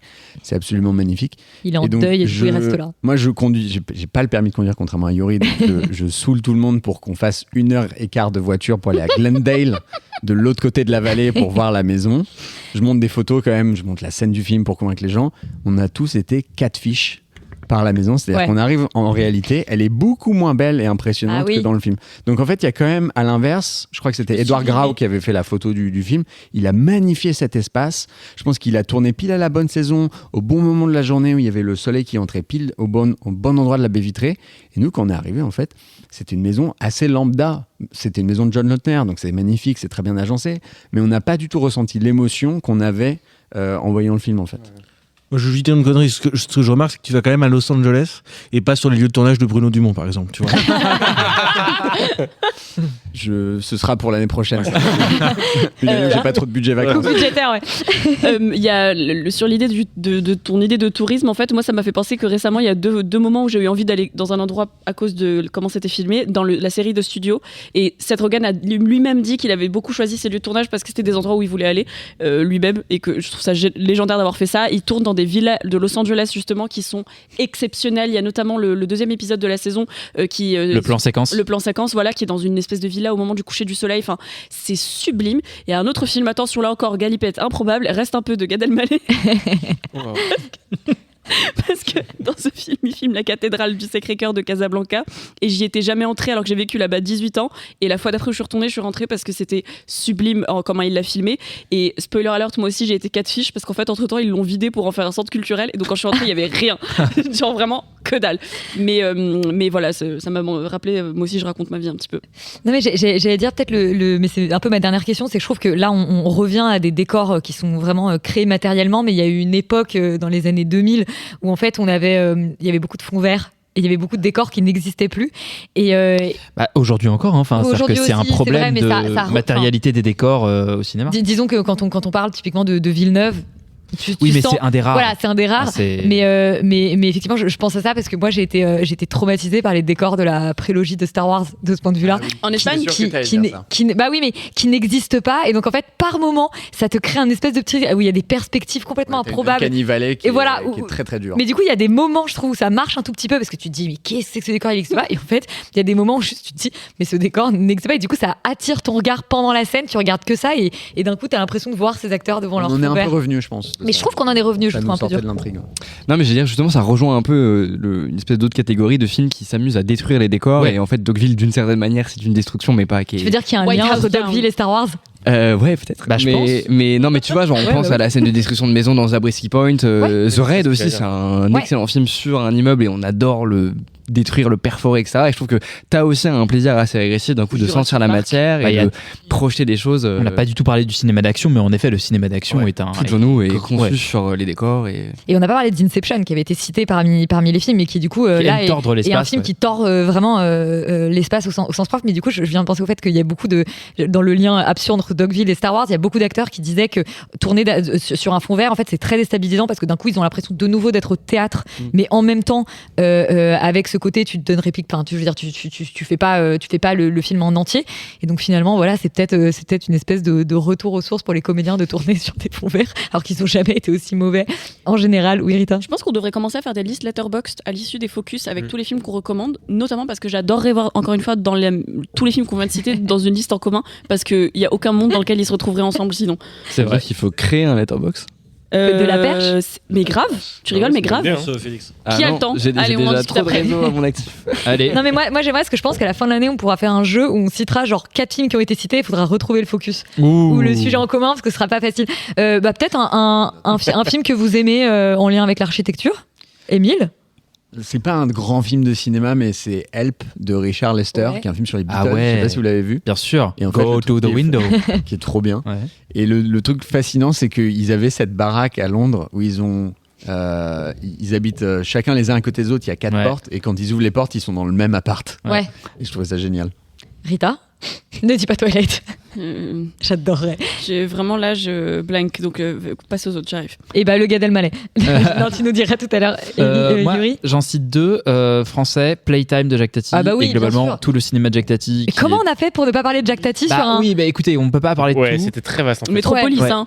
Oui, Métropolis, on a pas cité Métropolis. Mais je non, trouve que Jacques Tati étant un des cinéastes qui a le mieux utilisé l'architecture à des fins de cinéma et de comédie. Enfin bref, c'est peut-être un focus Jacques Tati qu'on va faire juste un jour ou l'autre, et puis le rêve. Et puis on va juste s'intéresser à ça. Le deuxième, c'est un film de Pierre Granier de Fer qui s'appelle Le Chat, avec Jean Gabin et Simone Signoret, qui donc se passe dans une petite maison à Courbevoie, qui est en train d'être globalement détruite dans le nouveau quartier de la Défense qui est en train de se construire autour.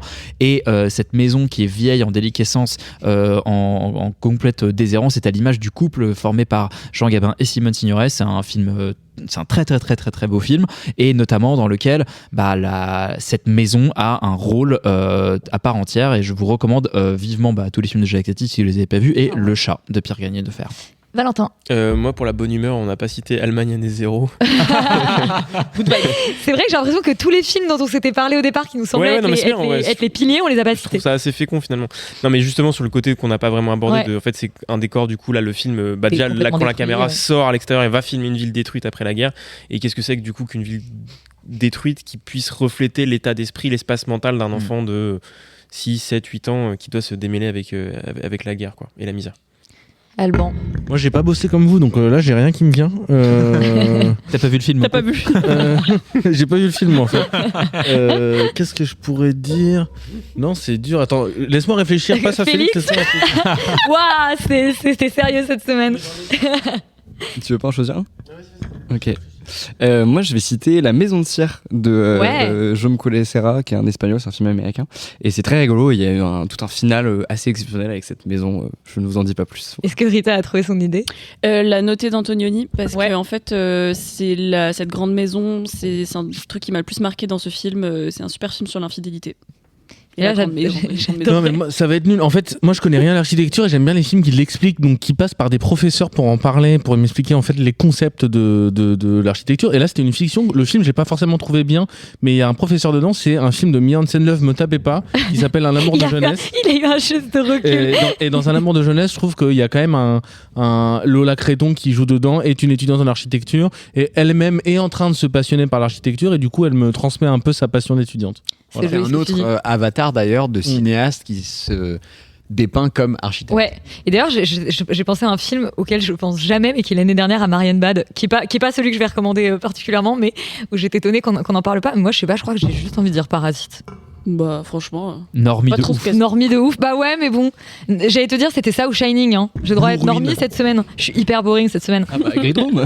Green Room. Oui. Qui est mais mid. non, parce que voilà, c'est mid. Non mais. On va arrêter le sujet sur Jérémy Saulnier, vous arrêtez. Et bah voilà, n'hésitez pas à réagir sur le focus et à nous dire s'il y a des films qu'on a oubliés, qui auraient été intéressants de mentionner. Évidemment, on vous répondra dans le courrier des perchés de la semaine prochaine. Et tout de suite, c'est l'heure des recos de la perche.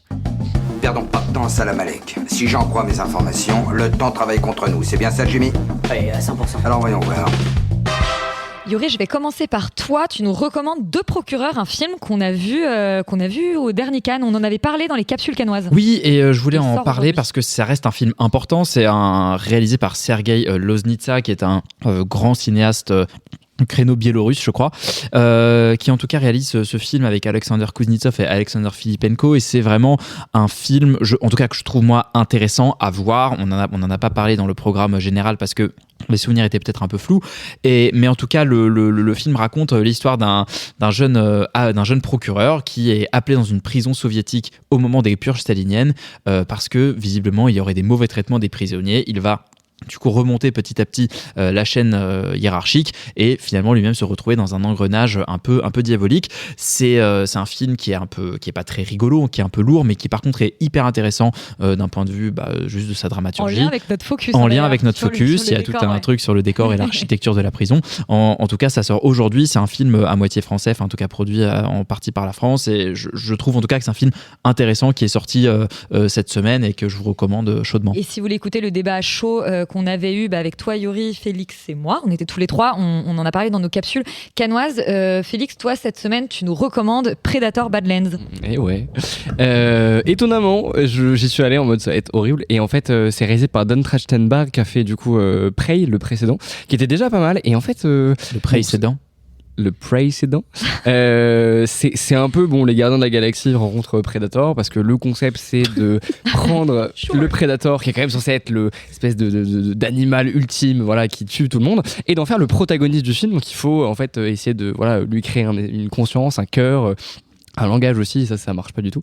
Bref, mais en fait le parti pris est assez étonnant, et je trouve ça stimulant de voir des gens qui prennent des franchises qui sont quand même censées être intouchables et qui essayent de faire autre chose que Alien Romulus, où en fait grosso modo on va te redonner à peu près la même chose que ces 50 dernières années. Et donc le pari est pas complètement tenu, parce que je trouve qu'il y a des moments, c'est des facilités d'écriture, des personnages, des méchants, des machins qui marchent pas, mais je trouve que quand même le film déjà a une volonté de faire de l'action et de la faire correctement. Je trouve qu'il sait placer la caméra, il sait inventer des séquences qui sont assez chouettes, de penser à un univers, parce qu'il s'échoue sur une espèce de planète alien où concrètement la planète est très dangereuse, et je trouve qu'il y a vraiment des séquences où toute la faune en fait a été vraiment très bien pensée pour créer des vrais moments de cinéma assez rigolos d'action, et je trouve que le film est assez évolutif aussi, dans le sens où tu as l'impression que ça va dans une direction et en fait il se réinvente progressivement, et ça j'ai trouvé ça assez stimulant. Donc c'est vraiment une série B un peu teuteux, mais à l'image du personnage finalement, et du coup je trouve que je sais pas, ça m'a surpris, j'ai trouvé ça divertissant, et du coup je vous le recommande si vous avez du temps. Predator, c'est censé être une métaphore de l'inconscient américain.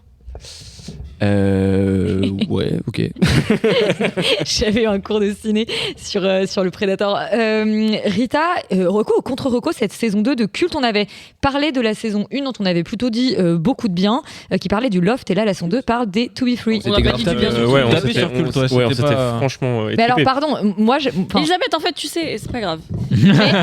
C'est de l'histoire passée. Vous savez pourquoi je dis ça? Parce elle s'était retrouvée classée dans notre top de fin d'année, parce qu'il y avait quand même plusieurs personnes qui l'avaient défendu. Imen et Roman l'avaient aimé et défendu, donc pardon de voilà.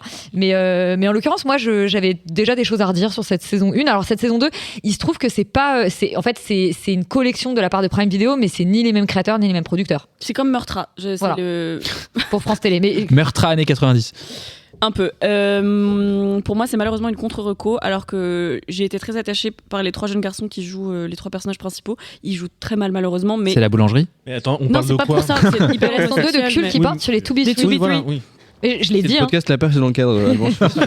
Ah, mais j'ai pas vu le film. Y'a rien qui va. C'est malheureusement une contre-reco. Je dirais. Attends, pourquoi s'ils jouent mal, tu les as trouvés touchants? Ils sont voilà, parce qu'ils sont touchants. Je sais pas, genre c'est des garçons qui ont l'air hyper gentils, mais parce que c'est des pitié en fait. Non, c'est pas. Enfin, peut-être. Mais qu'est-ce que vous faites là, les gars? Non, mais qu'est-ce qui s'est passé dans la vie? Je sais pas, ils sont hyper sexualisés par la caméra en plus. Je sais pas, j'étais un peu gênée, mais c'est une série où il y a de bonnes intentions, j'imagine, mais en fait, il y a une très mauvaise reconstitution des années 90, alors que je n'y étais pas, mais je me permets de le dire. Il y a par exemple la chanson Out of Love de Anastasia qui est sortie dans les années 2000, donc je sais pas ce que ça fout là, alors que c'est censé être un truc qui me met dans l'époque. Ça, c'est quelque chose qui me rend folle. Moi, ça peut ne pas me gêner, genre chez Sofia Coppola, mais parce que c'est fait exprès. Là, mais quand c'est fait exprès, oui. Mais quand c'est des inexactitudes. Là, c'est problématique. Et puis juste, en fait, c'est très très gros sabot dans la manière de parler des To Be Free. Je connaissais même pas la chanson Partir un jour avant le film Partir un jour. Donc je connais absolument pas cette culture. Ça n'est pas ma culture et j'ai pas eu envie de la connaître forcément. Et je trouve que c'est très gros sabot. En fait, ça me rend triste parce que par contre, c'est très léché au niveau de l'image et de la mise en scène. Il y a une vraie volonté de de retranscrire un truc au niveau de la corporalité. La personne qui a produit, écrit et réalisé, il me semble, c'est elle qui était derrière Cher Tendre, que j'ai pas vu. Oui, mais il y a un rapport personne, au corps dans sa manière de mettre en scène que je trouve vraiment excellent. Maintenant, je vous passez votre chemin, mais je voulais quand même le mentionner parce que il y a une envie dans cette série de faire quelque chose de différent sur le paysage des séries françaises, et finalement ça se retrouve à faire exactement la même chose que les pires séries françaises, et c'est dommage. Bon bah contre-reco. En fait voilà, c'est une contre-reco, mais je le dis vraiment ouais, parce que j'ai l'impression que tout le monde a voulu très bien faire. À contre-cœur reco. Mais qu'est-ce qui t'arrive là? Yuri, toi tu vas nous faire une reco de la dernière saison, c'est la 5 de C'est Slow la Horses. 5, absolument, la saison 5 de Slow Horses, la grande série d'espionnage de Apple TV+, qui est à un rythme d'une saison par an depuis 6 ans sans aucun répit. Mais 6 épisodes par saison par contre. 6 épisodes par saison avec au casting Gary Oldman et Christine Scott Thomas. Bah, c'est toujours aussi bien, c'est mieux que la saison 4 qui était un peu plus bancale.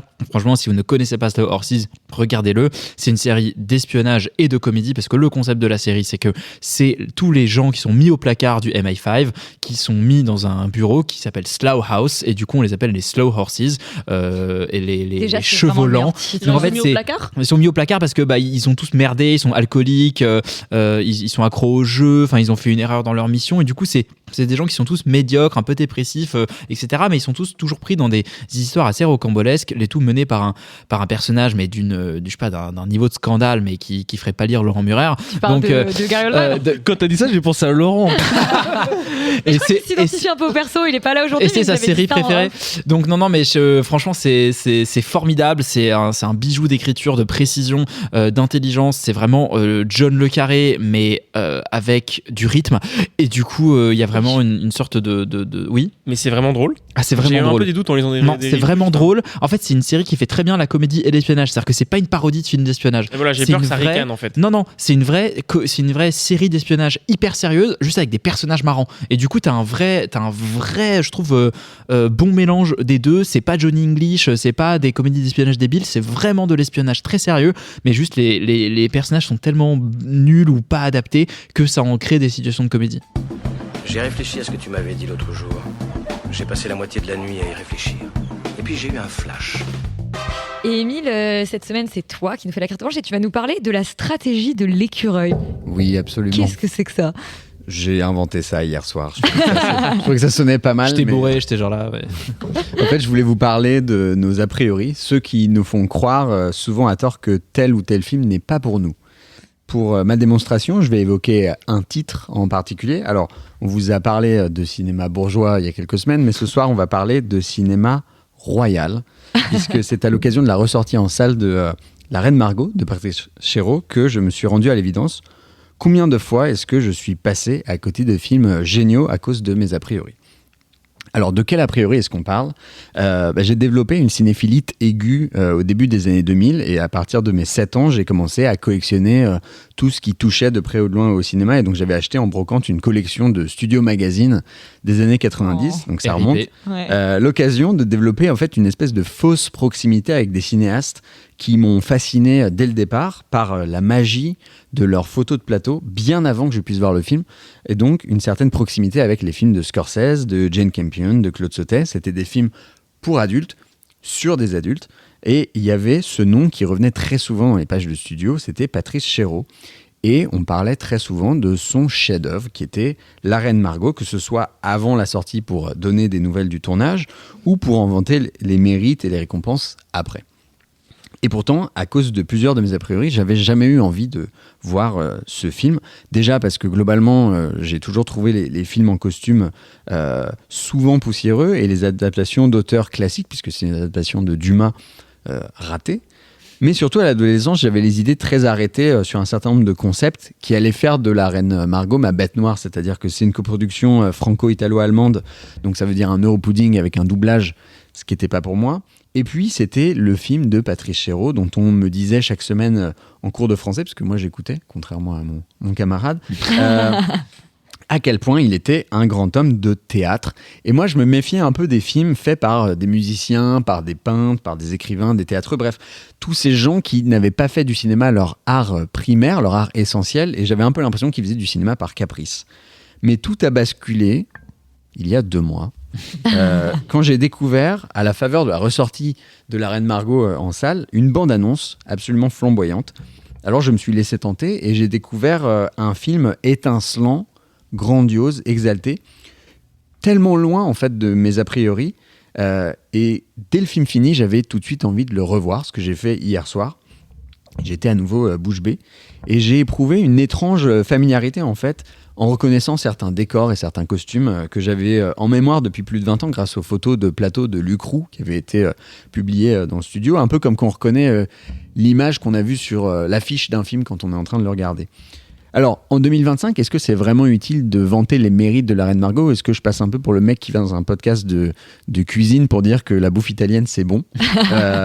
Mais quand même, ce que j'ai éprouvé devant le film et que j'ai à nouveau ressenti hier, je l'avais jamais vécu auparavant devant un film.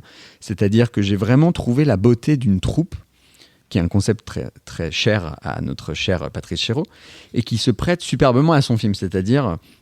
Le roman de Dumas que j'ai pas lu est magnifié par les dialogues de Daniel Thompson, qui sont superbement prononcés par peut-être le plus grand casting de l'histoire du cinéma français.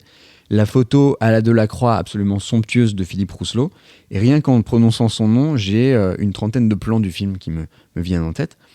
Et pendant la séance hier soir, en voyant le film, je me disais qu'il y a tellement de formules ultra galvaudées qu'on se garde d'utiliser ici, puisque c'est une émission de qualité, comme Touché par la grâce ou Au sommet de leur art. Et pourtant, j'ai trouvé que c'était parfaitement adéquat pour décrire le film que j'avais face à moi. Et plus encore que spectateur, en fait, j'avais envie d'être un promeneur dans ce film, qui pourtant n'a rien d'une invitation. C'est un film qui est incroyablement violent, très âpre, et surtout résolument moderne et qui a beaucoup plus à voir avec l'énergie punk de Nirvana et des Affranchis de Scorsese que La Gare des Michards, ce qui était ma crainte initiale. Et en fait, dès les premières images, dès ce plan de torche dans la nuit et le visage halluciné de Vincent Pérez qui s'en retrouve éclairé, on sait qu'on va voir quelque chose de très rare. Et ensuite, on assiste à un film qui enchaîne peut-être 11, 12 morceaux de bravoure, ce qui est quelque chose qu'on ne fait plus du tout aujourd'hui.